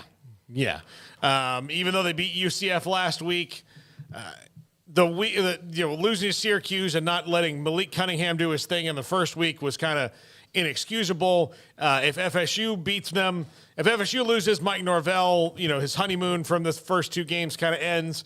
But if FSU moves to 3-0, Louisville's coach is really in hot water. I sort of agree. I don't think he's getting fired like Scott Frost is in Week 3. I don't think it's like that much of a situation. Man, guy just won last week. So it's not like Nebraska losing like their 100th one-score game. I think that's definitely a situation that like you got to be wary of if you're Scott Satterfield. But I don't think like who the hell's Louisville? Like, what are they going to do? Yeah. Like, hey, we're opening our coaching search. Okay. Like, who cares? I mean. It's not basketball. No. So, I mean, what are they going to do? What's Louisville football? I mean, granted, they don't have a total lack of history. I don't want to get Louisville fan all caught up in arms, but, like, this isn't Ohio State opening up early or anything like that. So, I think that would be a move of just being totally unaware of your place in the market to open up after Week 3. So, I mean, it's an interesting game. I definitely think that the result matters. I just don't think that, like, either coach is screwed if they don't win the game this weekend. Norvell's probably not, but he really could use this one too, starting 3-0. No, both coaches need to win. I just don't think Satterfield's going to get fired if he loses to FSU this weekend. Yeah, I was talking to Alexis, and she says it's a heat just really hot around him right now. Oh, it is, I just don't think it's hot like Week 3 you fire him and have an interim. Like, what are you going to do if you're Louisville? Yeah. Who would your interim even be? Who was fired first last year? Was it Clay Wells? Helton. Oh, Helton at USC. Who's in a great situation now. Yeah. Right, probably where he should be. Right where he should be. Number 4, BYU versus Oregon. BYU coming off the big win versus Baylor. Oregon, got a win last week against Eastern Washington, but this will be big to see if Oregon, they're ranked at 25th. I think people are giving them the benefit of the doubt that their loss was to the juggernaut at Georgia. But based on the fact that Georgia was super physical, BYU showed to be super physical, this is a bad matchup for the Ducks here. And you never know what kind of Bo Nix you're going to get. But this one interesting to me as Oregon tries to just find itself early in the season. Well, Brigham Young is good. We know that. Oregon can be a up and down. That this is a game, if Brigham Young gets up early and they just start strangling them like a boa constrictor, the way they play football. Yeah. Number 3, Penn State versus Auburn. Craig mentioned this earlier about Brian Harsin. Auburn's looking for an excuse to get rid of him, and getting beat by Penn State on national TV they're all national TV, but this is like a marquee non-conference game. This one right here might be the spark that starts the fire. Not saying they're going to do it in week 3, but they're trying to get rid of Brian Harsin in Auburn. If you get fired for losing to Penn State, what does that say? I understand they're looking for a reason. It's a good football team they're playing. They're not. There's not looking for logical reasons. Yeah. It's about more than it's a lot more complicated than just you lost to Penn State. No, I know the story. I know they're just like if they could win ugly, he might get fired by somebody. Yeah. But I think the part is that you wait till after a loss like this so that the fan base is not in their rational mind to go, I lost to Penn State. Good, I'm still mad. And then they don't really realize what they've said until much later. Okay. That's why you do it after a loss. Number 2, Houston versus Kansas. These are two kind of cardiac teams here. Houston's much deeper than Kansas, but you cannot, based on their offense, take Kansas lightly this year. So this one, I'm very interested to see if Kansas is somehow pull it off and be 3-0. That would be, a football feat not seen in many, many years in Lawrence, since Kansas. Mark Mangino? Yeah. I can't imagine a 3-0 Kansas team. I don't know. They could finish 3-9. The fact that they were 3-0 at one point is such a giant step forward for that program. It'd be a huge win for Kansas. They have to go on the road, and with Houston, they've been in multiple overtimes now, so I think they're a little, tired, if anything. I'm not sure that, after only 2 games, that's enough to give Kansas some real advantage, but confidence-wise, the Jayhawks have more. I just don't know if they've got the horses, even with who they have, to go toe-to-toe on the road with Houston. But still, There's a chance. There's definitely a chance of it. So, yeah, that would be incredible for them to start 3-0, but we'll see. I'm not banking on that being a safe bet just yet. Imagine where things would be if UTSA takes care of Houston, they lose in Lubbock, and then were to lose to Kansas. They could easily – they're not. They're 1-1. Could be 2-0. Probably should be 2-0 after they give it up 4th and 20, but then would that not be – smoldering fire after the expectations of the University of Houston. Yeah. And number 1, Michigan State versus Washington. Michael Penix has completely revitalized that offense. Kalen DeBoer has stabilized a program that under Jimmy Lake was kind of fear-mongered, especially what we heard from some of the guys who covered them, especially Softy. How about this stat I got off of Twitter today? This is why I put this one number 1. From Softy, from our buddy Softy Mahler in Seattle. The last time that Michigan State won a game on the West Coast, playing on the West Coast, no, was, or I guess a regular season game, a regular season game on the West Coast. 1957, they beat Cal. What? Yes. They don't play a lot of them out there. Yeah. There's like since 1957, like 12 to 16 games, something like that they've played out on the West Coast, but they have not won in the Pacific time zone in the regular season. That's not good news for them with the Pac-12. 2 West Coast teams joining the conference. They beat, the last time they beat a Pac-12 team on the road is they beat Colorado a few years back, but that's not on the West Coast. That's in the mountain. But yeah, physically on the West Coast, they have it. So, it's been a long time. Sometimes these streaks are streaks for a reason. Yeah, it's a really interesting game. I think this is certainly one you could circle and see that Washington has more than a puncher's chance to win. It'd be a great win for them. Like you said, Penix has been great. DeBoer's been great. It'd be a real breath of fresh air. It was just a playoff team a few years ago. It's not like they just fell off the face of the earth. They just had bad coaching hires, and seems like they maybe got one right here. Certainly Michigan State feels that they did with Mel Tucker. So, yeah, this will be a little battle that'll be of definite interest this weekend. I like the cross-country games, non-conference games. Of course, we're about to have some of those as conference games as well. That's a good list. That's a really good list, some interesting games. I said earlier in the week I didn't think there were many pretty good games. I was wrong. There's a bunch that are intriguing. That's just with that specific top 5. Paul, thank you very much. Levi Caraway, also Jack McKenzie. Thanks to them. Also Garrett Ross behind the scenes running the mothership today. Our sponsors every day. since we started in April of 2020. And thank you. I have not been able to get on the chat room. I wish I could, but I couldn't because I was getting my laptop redone. But I have it for tomorrow. And for Craig Smoak and Paul Catalina, thank you for watching and listening. Sikkim 365 Radio, 365 Sports, 10:30 tonight, CW channel, Sports Tonight. Good night.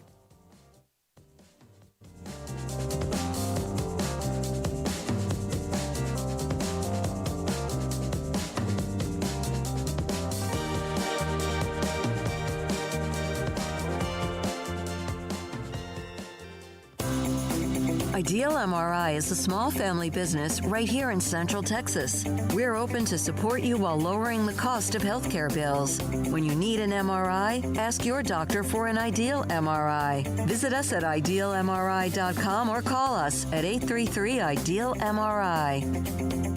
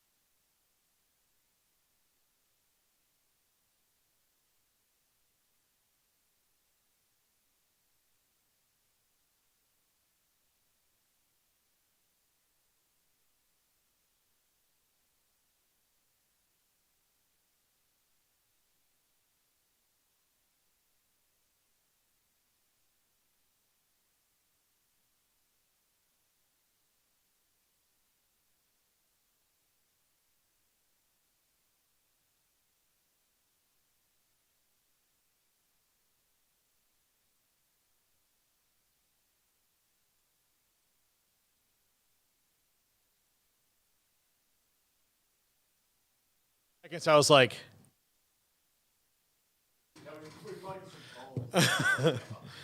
yeah. All right. Hold on. We're doing opening segment, discussion on some real changes in college, or governance rules in college football. Max Olson, Bob Thompson, Mickey. Okay. All right. Hello, welcome into Sports Night, powered by 365. Hold on, Sikkim 365 or 365 Sports. Okay.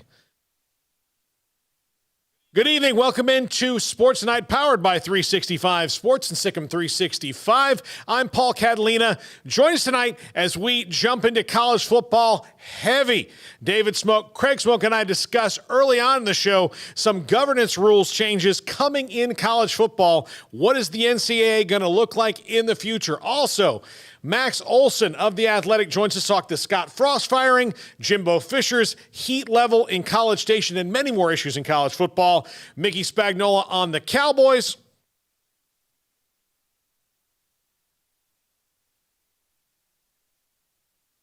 I gotta do this again. That was all four of them, wasn't it? Max and the Open. Okay. All right. All of a sudden, I've turned into Smokey. All right. Hi, welcome into Sports Tonight, powered by 365 Sports, Sikkim 365, here on the CW. I'm Paul Catalina, alongside David Smoak and Craig Smoak. Tonight, we talk governance changes in the NCAA and what it's going to look like in the future. Also, Bob Thompson, former president of Fox Sports, joins us to discuss TV deals all across college football. Max Olson, The Athletic, does a deep dive on Scott Frost and what the future is for Nebraska in the wake of his firing. Plus, Mickey Spagnola looks at the wreckage that is the Cowboys after week one. That's all coming up tonight on Sports Tonight, powered by 365 Sports.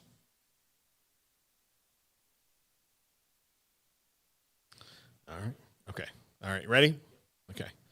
Hey, thanks for joining us here on the CW channel. Sports Tonight, powered by 365 Sports and Sikkim 365. Please like and subscribe to the YouTube channel 365 Sports. We're back again tomorrow night with another episode, deep dives in college football and the NFL and so much more. Thanks for watching, everybody, and have a great night.